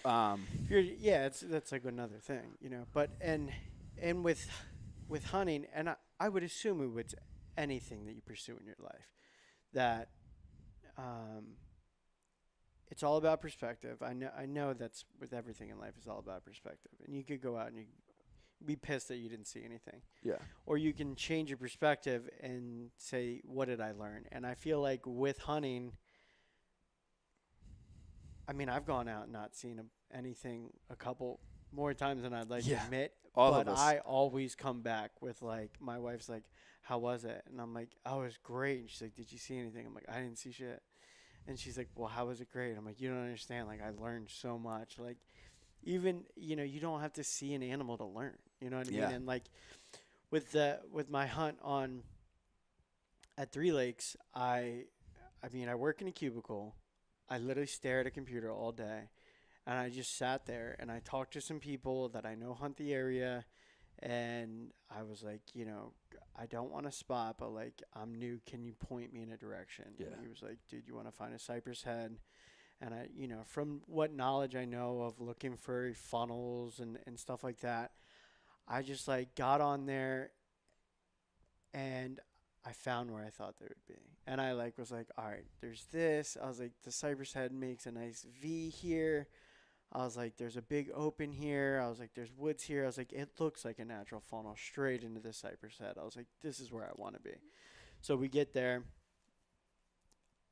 With 4 kids, I was like, oh, I don't have time to scout, blah, blah, blah. I was like, I'm just going to, you know, I didn't even hunt the morning because I didn't want to step in the middle of, you know, in the middle of the night, walking into a spot that I'd never stepped foot in.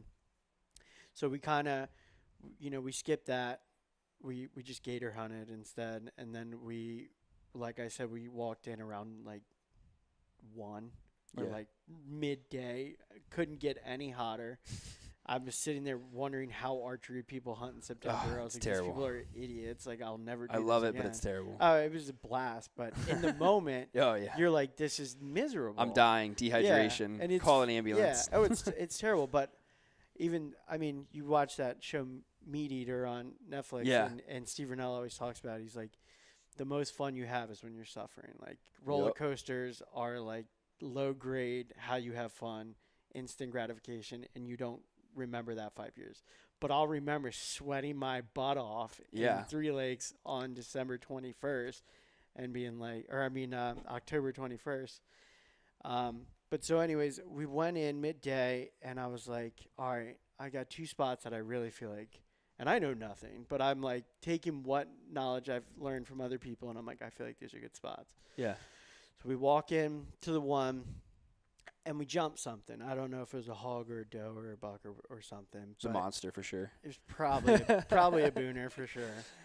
So we jumped something, but it wasn't like, there wasn't any good trees to sit on, and my buddy had a ground blind, and it wasn't a good place for a blind because it was high, you know, high grass, so you couldn't see anything. So we were just kind of like, I'm not really feeling this. But that wasn't like my key spot. I was like, all right, well, let's go down like this way. So we walk in, And we start walking in, and I'm like, this is good. I like this a lot. And we start seeing hog tracks, and we start seeing deer tracks, and we find a little creek, so there's water. And I'm like, oh my God, this is amazing. I love this. And like, it's like a fire break, but ain't been mowed in a long time. You know what I mean? Like, it's like perfect. It's got the cover. You know what I mean? But it's path of least resistance. It was like exactly what you're talking about. It was perfect. We're walking in, and then I find a rub, and I'm like, oh my God, this is killer, dude. I was like, I think I've like done something good. And it butts up into the V, right into the cypress head, where it's like a mix of like, there's like a couple oaks, and there's acorns, and there's tracks, and like the dream spot, man. Oh, it was gorgeous. I was loving life. I was sitting there like, woo. And we push in, and I'm like, let's go like into the woods a little and just check it out. And we find like a little scrape, another rub. I'm like, dude, this is a buck's bedroom. Or, you know, like, it just seemed 100% perfect. And then you could see in the cypress there was a little tiny clearing. And so I'm like, I want to just nose in. I don't want to blow it out, but I want to see like, what tree can I throw my climber on, and then back out and come back tonight. So we push in, and we're about to walk through, and I see a freaking game cam, and I'm like, well, that's not good. I was like, that sucks. And I look, and then there's a freaking double right exactly in my spot. And I was like, oh my God. And I'm like, well, maybe they're not hunting it. You know, maybe they don't have muzzleloader. But there's like a water bottle sitting on top of it that's like got that much in it. I'm like, okay, any wind would blow that off. I'm like, somebody hunted that this morning. So I was ethical, and I just backed out and found a whole new spot and just wung it. But I was like, so we're in there sitting. I'm like, this is it. This is where we sit. And then I'm like, oh my God, here's a stand. And I'm like, well, where's my spot? And my buddy pulls up hunt stand, and it's eclipsing where we are in the pin that I sent him 100%. I was like, well, that was cool. I was like, I definitely did it right. It's tough. Wasn't first there. You know, and that's like a great like lesson right there, because now you know, like, all right, next time I hunt that wildlife management area, I'm going to look for areas that match this, because like I found deer like this area. They're obviously gravitating for some reason. This guy obviously had his double in there for a reason. Right. You know, shoot, I would have left like a phone number. Like if I pass a game camera in an area that I'm hunting, and I'm planning to be in that area, or I plan to have like the second archery, and I don't know if this person has the third or the first, I always will just unclip the game cam and slide like my business card inside. And I usually get a text, and I'm like, hey, man, my name's Cary. I'm going to be hunting the area. I don't want to blow you out. What sections? And what's funny is like then you start getting this collective knowledge. Hey, man, I got this 8 on camera. Dude, I haven't seen that 8, but have you seen the 6 come on your area? No. And then you like kind of start teaming up to take down these deer, because I can tell you they're super evil geniuses, these deer, and they're incredibly hard to kill. But, you know, it is one of those where like that sucks. Like you go in and you're like, damn, dude, like. For a moment, it sucked. But then I changed my perspective, and I thought, damn, dude, like, I found a buck's bedroom. I'm like, as somebody who doesn't know exactly what he's doing, I was like, that's pretty cool. Yeah. You know what I mean? I just felt like I had accomplished something, even though it wasn't killing an animal. Yeah. I felt like, damn, I like listened to enough people to like soak up and find where I need to be sitting. And, you know, unfortunately it played out like that. And, you know, I felt like a scumbag because I hadn't done any scouting. So I didn't want to like, you know, do any. I was just like, you know what? I don't know what this dude's put in, but I know I've put in zero besides sit and look at a computer and look at and find a spot. You know what I mean? So I just kind of backed out and was like, you know, but like I said, it was a great hunt because I learned something. I learned like, okay, put those things together. And that's where you find a place to be. And, you know, it just, I don't know. I felt like accomplished even though I didn't see an animal. Well, like, and that, at least I like got something going on. Yeah, like that. But that's key. Like, and that's something I try to encourage like all new hunters. And I try to encourage myself sometimes is like success isn't always ending with like, a buck on the tailgate. Like, Right. obviously, at the end of the day, like, that is the goal. That is the Right. mission. I will never sit here and lie to you and, like, candy coat it and say, hey, you know, that's not what we're trying to do. But at the end of the day, like, if that's your only measuring stick, you're going to have a lot of, like, terrible hunts. Right. You know what I mean? I had 24 hunts before that. And the only thing that kept me coming back from 23 to 24 was, number one, the possibility a buck was going to walk out. And then the fact that, like, I just live for it. Like, I love it. I crave it. And I think, like, if you start measuring success in, like, how many antlers you have sitting on your wall, it's going to be a long day. But if you truly measure success the same way you did and say, like, hey, I learned something, I found something without putting, like, I just look on Google Maps and, like, hit the jackpot, you know, like, and you have this perspective about it and say, you know what, I got to come out here. Like, there's people that, like, you know, what I always think to myself is, like, you know, I lost my mom this last year. So for me, like, something I always think about is, like, you know, she can't come enjoy this, you know, like, or there could be somebody that doesn't have, like, they're in a wheelchair, you know, like, I see a lot of disabled hunters that are, like, super badass dudes that are going out there in wheelchairs and with amp permits and doing stuff that, like, I'm like, dude, I can't believe, but they can only still get so deep, you know what I mean? And I'm able to hike 2 miles in with my climber and go hunt somewhere, you know what I mean? And just because I didn't see what I wanted to see, you know, like, I had to check myself a couple weeks ago because I was sitting there and I texted a buddy and I was like, dang, man, all I'm seeing is stupid hogs all day. You know what I mean? And I know people that would, like, I've never killed a hog. I'd be shitting you know, bricks. and so I'm sitting there and I've got to smack myself in the forehead and go, like, dude, like, come on, like, be grateful that you're sitting out here. Be grateful that you could be in a tree stand, that you can take off work on a Friday. Yeah. You can drive up here, you know, you can afford to get into the woods, like, and have the perspective of being like, you know what, at least I'm seeing hogs, you know, and at least I'm in a position, and I ended up shooting a little meat hog and things like that. You know, so for me, like, it is, like you said, really just about having that perspective and finding success in an area that, like, doesn't always end with something on the tailgate, you know, and that's always the goal, and doubling up's always the goal, and, like, those are the memories that are amazing. But what makes those memories sweeter is when you've, like, had those 23 hunts prior and you step out, and on that 24th hunt you just see that buck and it's the perfect shot, and you get, like, it all just climaxes. I'm telling you, like, it's better than drugs. It's better than, I apologize for the kids out there, sex. Like, it's the best thing ever. You know what I mean? Being able to, like, to have that all culminate and to put in that hard work and to, like, just, in my opinion, get a little lucky at times, because I think you got to have a little luck when you're whitetail hunting. It's awesome. It truly is an awesome thing. So. Yeah. Well, I mean, I think we both agree on that. I don't know how long we've been going, but I definitely have more things I would like to talk about. I know what happened last year with that 27 hours on a 3-day hunt for that turkey. Oh man, we might have to make this into a 2-part series. I think we've been going for an hour and a half already. But you know, for me, that turkey hunt was amazing because that was pretty much the same situation you talked about. So that was a quota that I applied for.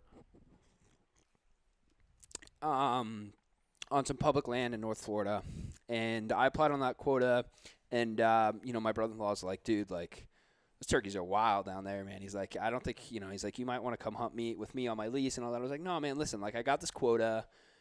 This is my opportunity. I'm gonna go down there. Like, I'm not gonna be that D-bag that takes a quota and, like, doesn't go hunt. You know what I mean? So I said, I'm going to go down there and I'm going to figure it out. And, you know, one of the things, like I said, is I believe in collective knowledge. So I was texting my buddy Chuck. I was texting a bunch of people, and I was like, hey, man, like, where are these turkeys going to be? I've never hunted, like, an Eastern before. Like, I'm used to Osceolas.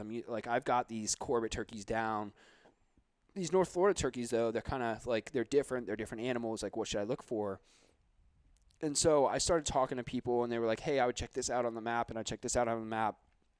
And so I set up in a spot, kind of same situation, where I was like, dude, this place is going to be primo. Didn't hear a single gobble the first day. So I'm like, you know, the first morning. And, like, I was like, screw it. Like, 8:30, I didn't hear a single gobble. And I was like, you know what? I might run into somebody, but I didn't see any trucks parked near me. So I'm just going to, like, I'm going to walk. I'm going to hit my hen call. And, like, the second I hit my hen call, I'm just going to, like, stop and listen for a little bit. And I'm just going to sneak through the woods and see if I can fire one up. And then I'll, like, relocate and try to get on them. Mm-hmm. And so I'm walking, and I cross this big, thick swamp, and I end up on, like, this nice pine hill. And they actually have, like, true hills up there. And I'm on this hill, and the first thing I do is I hit this turkey call. And it just, like, this freaking turkey fires up, like, 2 seconds later. And I'm like, yes, I'm in the money. This is awesome. Like, stoked out of my mind. And so I like keep hitting it, and then he goes like quiet, and he never comes in. You know, like I had gotten busted the year before because I pursued, like I tried to cut a turkey off, and it would have been, it would have closed out my season actually. I ended up getting another one, but I ended up cutting him off too soon, and he busted me trying to sneak over to him, and it was a mess. So it was a giant learning experience for me. So I was like, this year I was a little more cautious. I was like, well, don't go chasing him down. So what ended up happening though is like that first day I'm having like a couple hours of interaction, and every time I'm cutting up, he's like cutting me off, and I keep thinking he's going to come in, and then like he doesn't come in. So like I go back to the truck around 12 once it starts to get a little quiet and windy and everything shuts down a little bit, and I'm texting my friends and I'm like, dude, what's going on? And they're like, well, he's probably henned up. You know what I mean? He probably has some hens on him. He's not going to leave his hens. Like he's like, hey, you sound sexy, but I'm not going to come to you yet. You know what I mean? Like I've got all these girlfriends. So I'm sitting there and I'm like, all right. And so I go back in the afternoon because it was a wildlife management area that you could actually turkey hunt in the afternoon, which is pretty cool.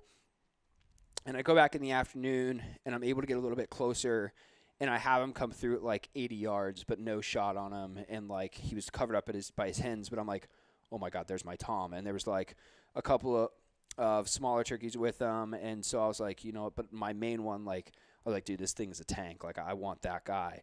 And so tried to call at him. He didn't even care. They were just feeding, you know, scratching everywhere. And so the next morning I go back and it's like down pouring, like Noah's Ark style, like the earth is flooding style. And so my brother-in-law was like, hey man, have you seen the weather forecast for the morning? It's going to be terrible. And I was like, yeah, I'm still going to go because I, you know, like in my opinion, I always have that motto, like you can't kill them on the couch. You know, I actually have a text group with some buddies that we duck hunt with, and it's called No Couches Here because, like, you know, we just say, like, you can't kill them on the couch. You got to go, and you never know what's going to happen. And so I end up going to the woods, and, like, as I'm driving to the woods, the battery in my car goes out, and I stop in this little podunk gas station. Somebody gives me a jump. I drive back to Walmart in pouring rain, thinking to myself at 4 a.m, like, what the hell am I doing? Like, wanting to smack myself over the face across, like, what are you doing, Cary? Just go back to sleep. Like, you could be in bed right now, snuggled up, and instead you're out here in the cold getting rained on. Changed my battery at Walmart. Thank God for 24/7 Walmarts. Drive back to the woods. I get down there at like 8 or whatever, but it's still raining, and I'm like, you know what? Let me just see. And so, like, I checked the radar. It looked like it was going to kind of lighten up a little bit. And so I checked the radar. Looked like it was going to lighten up. I slip into, like, where they had been kind of, like, congregating and hanging out, and I hit up my turkey call, and he fires up the second it goes. And then it starts, like, he starts firing up, and he turns towards me, and I'm like, oh, I could just hear the pitch turn. Right. And he starts feeding, coming in towards me, and he's bringing his hens, and I hear a couple of his jakes sound off too, and I'm like, dude, I am in the money. I'm going to put a turkey down right now. And it ends up starts drenching me again. Like I couldn't even, I use a box call because I just love my box call, and because, you know, truth be told, I have an anatomically short tongue, so I actually can't use like a diaphragm call. I've tried and I sound terrible. My girlfriend is amazing at it, but I'm like terrible at it. And so for me, I use the box call, and I can do some sweet sounds, and I've gotten really good at that call because I just watch YouTube videos nonstop, and I send videos to my friends that probably annoy the crap out of them of me like, hey, does this sound good? Like, was this a good kiki run, you know? And so I try to hit my call, and like the shock's wiping off, and I just got mud and everything all over me, and I was about ready to call it, and I was just sitting there in the pouring rain, and I was like, just enjoying this beautiful nature and the fact that it was raining and it was cool and it was different. And all of a sudden, like, the rain stops, and I'm able to dry off it's just like lightly raining a little bit, and I'm able to dry off my call, and I strike it back up, and like that same second, like, he cuts me off, not even like halfway through my second note. And I'm like, dude, like, this turkey, he freaking wants it. Like, he's hot. He was hot as a trot, which was amazing because for all 3 days that I was after him, he was hot as a trot. And so I'm trying to get after him. And so I say, screw it. I'm just going to, like, I'm going to go all out because, like, this is this turkey's main area. I don't think I'm going to blow him out too bad. And if I, like, pressure him too bad, I can just come back tomorrow and hit reset, you know? And so I start pushing him, and I see, like, turkeys far off at, like, 100, 150 yards. And, like, I hit my call, and all of a sudden they turn to me quick. And, like, a Jenny hen, a century hen starts coming out towards me, and I'm like, damn, oh no, I'm in trouble. So, like, I throw down, like, I got this, like, little pop-up blind thing that, like, sits on the ground with my seat, and I throw it down real quick, and, like, I'm up on an awkward tree, like, kind of stuck like this, and the Jenny comes right into me, and she's just sounding off, like, burk, burk, the whole time, like just trying to check out what's going on. She's a Jake that follows her in, and she ends up flying in the tree above me. So like now I'm like still as a statue because I'm like looking up and I'm like, holy crap, there's a turkey up there. She's going to bust me. There's no way. Mhm. And meanwhile, he's gobbling still, like coming in at like 70, 80 yards, like, and there's some thick brush and I can't see him. And then one of the smaller Jakes come in. He's got like a 6-inch beard. And I was like, I don't want you. I want the big one. You know what I mean? And so he starts coming in, feeding, like slowly and surely. And so I'm like over here, like hitting my call like a statue, like just as much as like as minimal as I can with minimal movement. And that turkey's just still sitting up behind me. I've got a Jake at like 5 yards in front of me. I've got a couple hens to my right. And then he finally comes in, but I've got no shot. And then like, I'm like, dude, I can't pull my gun. Like if I pull my gun right now, like this freaking Jake right here is going to like see me. And then all of a sudden, like, I swear, not even like me to the end of the table, like 4 or 5 feet away, like this hen comes up and just starts looking at me. And I think she just knew that I was too ugly to be like a real tree. So she just starts looking at me. And then all of a sudden she just goes, burk, burk, and they all just stop feeding, and they all kind of like looking around, start clucking at each other, and then they just walk off. And I was like, and my heart was pounding. This was like 30 minutes or an hour worth of them like trying to feed in, hoping for this shot. You're just staying dead still. Just oh my gosh. And my back's like cramping. It's terrible because I'm like wedged in this tree and I'm not in the real spot. And so I ended up slipping out of there because I was like, all right, it's just not going to, they kind of like fed off. And I was like, I'm not going to try to risk it. I went back that same afternoon. Same thing happened again. Had them coming at like 80 yards. I had hens walk right next to me. Just this amazing. I mean, there was like a flock of like 12 or 15 turkeys. It was just crazy. So like, they fed next to me, but I could never get a shot on that big gobbler.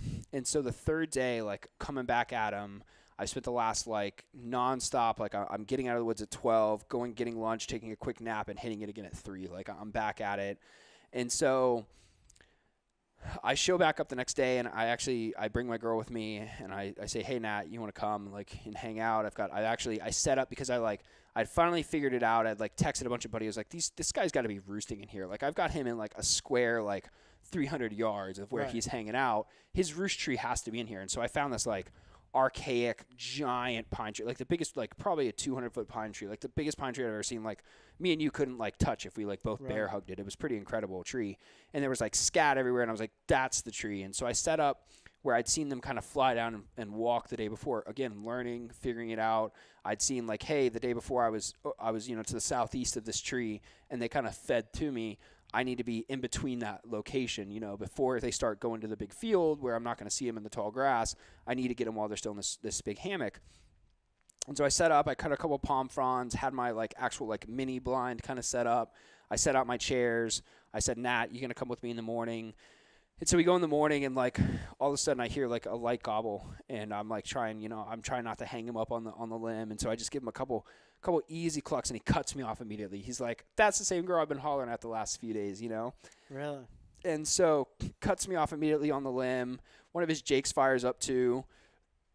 And then like we're sitting there, and I'm like playing it perfect, man. Like every time he goes, once he flies down, I hear him fly down, and he gobbles as soon as he hits the ground.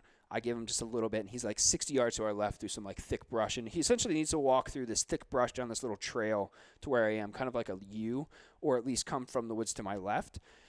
And I'm just hitting it, and one of his hens cuts up, and I cut her off, you know what I mean, trying to piss her off, trying to get them to come in, because I was told that's a good technique to try sometimes when you can't get them unhinged. And so she cuts off at me, and I cut off at her, and then he cuts us both off. And it's like this nonstop action, and Natalie's there, and she's stoked and shaking too, sitting in the blind. And all of a sudden, like, the wind kicks up at, like, it was super early, like, at 10 o'clock, like, the wind, like, this was nonstop for, like, 2 hours. He was doing this, like, kind of, and we could hear he was coming. And I was like, dude, I think he's coming. And then the wind kicked up. And then, like, I went to call, didn't get a response, waited, like, 5-10 minutes, went to call, didn't get a response.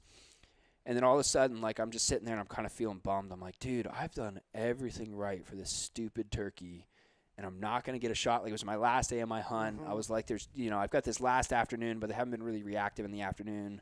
I was like, I'm not going to fill this quota. Like, this kind of sucks. I was like, it was exciting. It's one of the best hunts of my life, like, just from an action standpoint, nonstop. But this sucks. And then Natalie just starts smacking my leg, like, trying to break it, like, turkey, turkey, turkey, turkey. And I'm like, where? And all of a sudden, I just see this giant long beard just dragging, just walking through the woods. And as he's walking over, like his beard's dragging. He's got a little Jake behind him, and he's coming in. And as he's coming in, he stops at like 40 yards, and he stops to take a drink, and that was the last drink he took. And I just I let it fly down the thing, smoked him. He flipped over.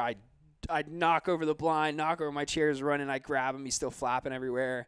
And it was just crazy because, like, that was, like, literally, like, by, like, 9, 10 o'clock, like, out of the woods on the board. It was actually the biggest turkey that was taken out of that wildlife management area up to that date in spring turkey. And it was just cool. It was an awesome experience. It was a good mature bird. And it was just, like, one of those moments where you're like, man, like, that was an epic hunt of all proportions because I had nonstop action for 3 straight days, put in tons of time and work, and it was just one of those where, like, I just every time, like, when I would go home at night for dinner, is I would sit back and I would say, okay, what happened today? Why, what were they doing? Why did they come from this direction? How are they feeding in this area? Where the heck are they coming from? And I slowly figured it out from, like, just hearing him gobble to, all right, this is the roost tree and I need to be 60 yards from it, and getting him unhinned. Like, I was really, I was pretty proud of myself because I'd never been able to get a turkey that was hinned up like that away from his hens, and to be able to play it just right to get him away from his hens and have him feed in perfect and to just smoke him. And it ended up being an Osceola. I thought it was going to be an Eastern. It was actually like an Osceola or a hybrid. And so it was super cool, and it was just like, it was an awesome time. And it was on public land, and like my brother-in-law and a bunch of people, like, I remember going to church the next day, and a bunch of people were like walking up to me being like, dude, that was awesome. I can't believe you got a freaking turkey out of there. That's crazy, and like, it was exciting, and it was cool to be able to like have success like that, and to just be in an amazing, beautiful place and just have nonstop action. Like, it's the kind of hunt, like, when I think of turkey hunting, like, as it comes up this season, I just hope I have one hunt that's equally as good as that hunt, because that hunt was awesome. Wait, what would you rather be doing, turkey hunt or whitetail?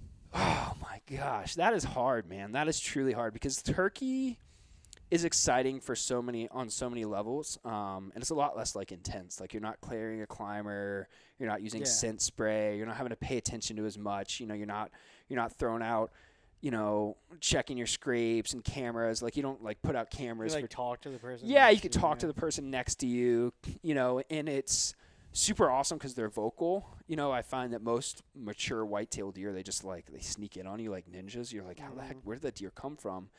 And so, what do you think? Pick one. It's hard. You know what I mean? I would have to say, honestly, whitetail still. Really? Yeah, turkey's awesome, and it's probably one of my favorite. Like, Natalie loves turkey, and she loves duck. Duck is her favorite, duck hunting. But for me, like, whitetail deer, like, I got buck fever on that turkey, like, definitely shaken and, like, stoked out of my mind. But, like, with a whitetail deer, like, they're just, to me, they're the ultimate predator, or not ultimate predator, sorry, they're the ultimate, like, game. And they're just, like, they're so crazy. Like, this is literally a creature that was, in my opinion, built to be hunted. Like, they are just, like, they've got a keen sense. They're always, like, fidgety looking around. They've got great hearing. They've got a great sense of smell. Like, so to me, like, that's the ultimate game animal. But, like, I definitely have to say it's a good thing whitetail and turkey season aren't technically at the same time. Like, we have a fall turkey, but it's not other places, because it would be hard. I would probably spend Saturday in the deer stand and then Sunday chasing turkey if that's how it was. All right, I gotcha. All right, well, I know there's probably a lot more that we could talk about, but we have been going for a while. I do want to go over again. So what's the website for Adventure Swap? So Adventure Swap is www.adventure-swap.com, and it's just regular adventure, just regular swap. And that's the website. On Instagram, if you want to send me a DM or talk about hunting, like, I talk about it nonstop to everybody that I can, or fishing or anything really. Like, you could slide in. It's at Cary Adventures. It's just Cary and then Adventures afterwards. That's my Instagram handle, and those are going to be two of the best ways to get a hold of me. And we really are looking for, like, some awesome hosts who want to share these kind of awesome stories and stuff with people, because the first time somebody ever duck hunts or turkey hunts or whatever, like, it's a magical moment, especially when it comes alive for them. And so, I think sharing that is like I want to put, like, my goal this season. I have 2 goals for turkey season this year, talking about it, as I know we're trying to wrap up, but is really to put, I'll talk turkey all day. is to put Natalie on her first turkey. That's a big goal for me. And then I really, really it was an objective I had last season, and I ended up getting 2 turkeys last season, but it was an objective I had, and it kind of changed once, I had some close calls where I messed up some things, shot over a couple birds' backs because I love to miss my first couple, is to really do archery. Like I want to shoot a turkey with my bow. Like that's a huge, I just think it'd be so cool to call an Osceola, and to shoot it with my bow on public land would be it'd be like the peak, that would be pretty cool. And then really to get Natalie on her first, because I took her duck hunting for the first time, this season, and she's really she's come to me to the stand a lot, but whitetail's slow, as you know what I mean? Yeah. And it's really hard to get somebody to be excited until they see a deer, and, it's a little more exciting until they kill one. It's then they get hooked. But, it's one of those where I really want to get her turkey hunting because she had a great time with me last year. Yeah. Granted, she might be a little spoiled because she came on one morning hunt and then gets to watch me hammer one and here's one going crazy. Right. Which just means there's more pressure on me to do all the scouting because you know how that goes. But that's kind of my goal for this season is really to get new people out there and to get Natalie on doing that kind of stuff and sharing that passion a little more with her. And then vice versa to get more women in the woods because I think we need more women, children, kids, minorities, regular dudes. We need as many people getting out there and sharing this because that's what's going to open up more properties and ultimately protect these areas that we all love. Right on. And one last thing, you segued beautifully again into my next question was, I know you are really big into, volunteering and being on the boards for FWC and stuff. Is there a meeting coming up that we should be? Oh man, now you're going to ask me that. I don't know. That's a great question. You should have prepped me with that one. You throw me on the spot with that. I've been so, cause I'm working with a group and I'm blessed to be named team leader on it. For a group to do, it's a long title. It's improving the cultural acceptance of hunting, fishing, and shooting sports in the state of Florida. That's our objective name, and it's an FWC board. So honestly, I have been so ingrained in that lately. But you can always check out the South Florida Water Management District RAC meetings are very important to go to. If you don't know anything about that, reach out to somebody like Newton Cook. Newton Cook is a staple at those events. He does a lot for opening up areas around here. As you move more up the state, I would reach out to guys like Chuck Ekenik and people like Travis Thompson who are very active in what they're doing, and reach out to them and just ask them hey, what's around me? I think, the other thing too is in order to get plugged in is reach out to the biologist, tell them what you're seeing, talk to the state, tell them as a stakeholder, hey man, I bass fish this lake. You guys keep spraying the hydrilla in it. Every time hydrilla disappears, my bass fishing goes down. What can we do? What's the hydrilla management plan here? Because the state has it for a lot of different lakes, and so just those kind of things is probably the best way to get plugged in because believe it or not, a lot can happen with an email. I had a prime example of this, and we'll end on this, is I was having a big issue actually at Alapata Flats where I love to go during small game season and hog hunt. And I was having a big issue because one off season when I was out there actually scouting for turkey season because I got lucky to get a quota out there, I found a hog trap. And I was like, well, what the heck? Why are they hog trapping out here? Why are they stealing this resource from us? You know what I mean? I love to take I have a double stand in Alapata that I take new people to, and I put them on hogs, and we killed 6 hogs out of that double stand last season. So, it's one that I plan to take some new hunters this season as well. And so, for me to have that and have that less than 300 yards from where this double stand is, I was really offended by it. And so I got into this long email chain and somebody told me so-and-so manage it, so-and-so, but I just kept after it. And what ended up happening is they ended up proposing not only new rules to extend the season and to, push forth, more open specialty hog hunts out there, but they're actually decided to discontinue the trapping out there. So, and there's lots of moments where things like that will happen, and the state does listen. I know everybody's like, oh, it's government, blah, blah, and trust me, I have my own frustrations with them as well. But I definitely think to get plugged in and to just reach out to whoever, the biologist is in your area of those public land opportunities, and to just get, to just start asking them questions and saying, hey, what are you seeing here? What's going on with the deer herd? Can you tell me? And you can ask them questions like, shoot, I use them to mine for information all the time. I'll be like, hey, what are you seeing that the deer are eating here? You know what I mean? This is a new area for me. What kind of browse are they eating? Because I know that's 60% of their diet. what is it? You know what I mean? She might be like, hey, they eat all the wildflowers in this location, or hey, they eat all the briars in this location, you know, and you're going to get tidbits from them, and you'll be able to bounce off.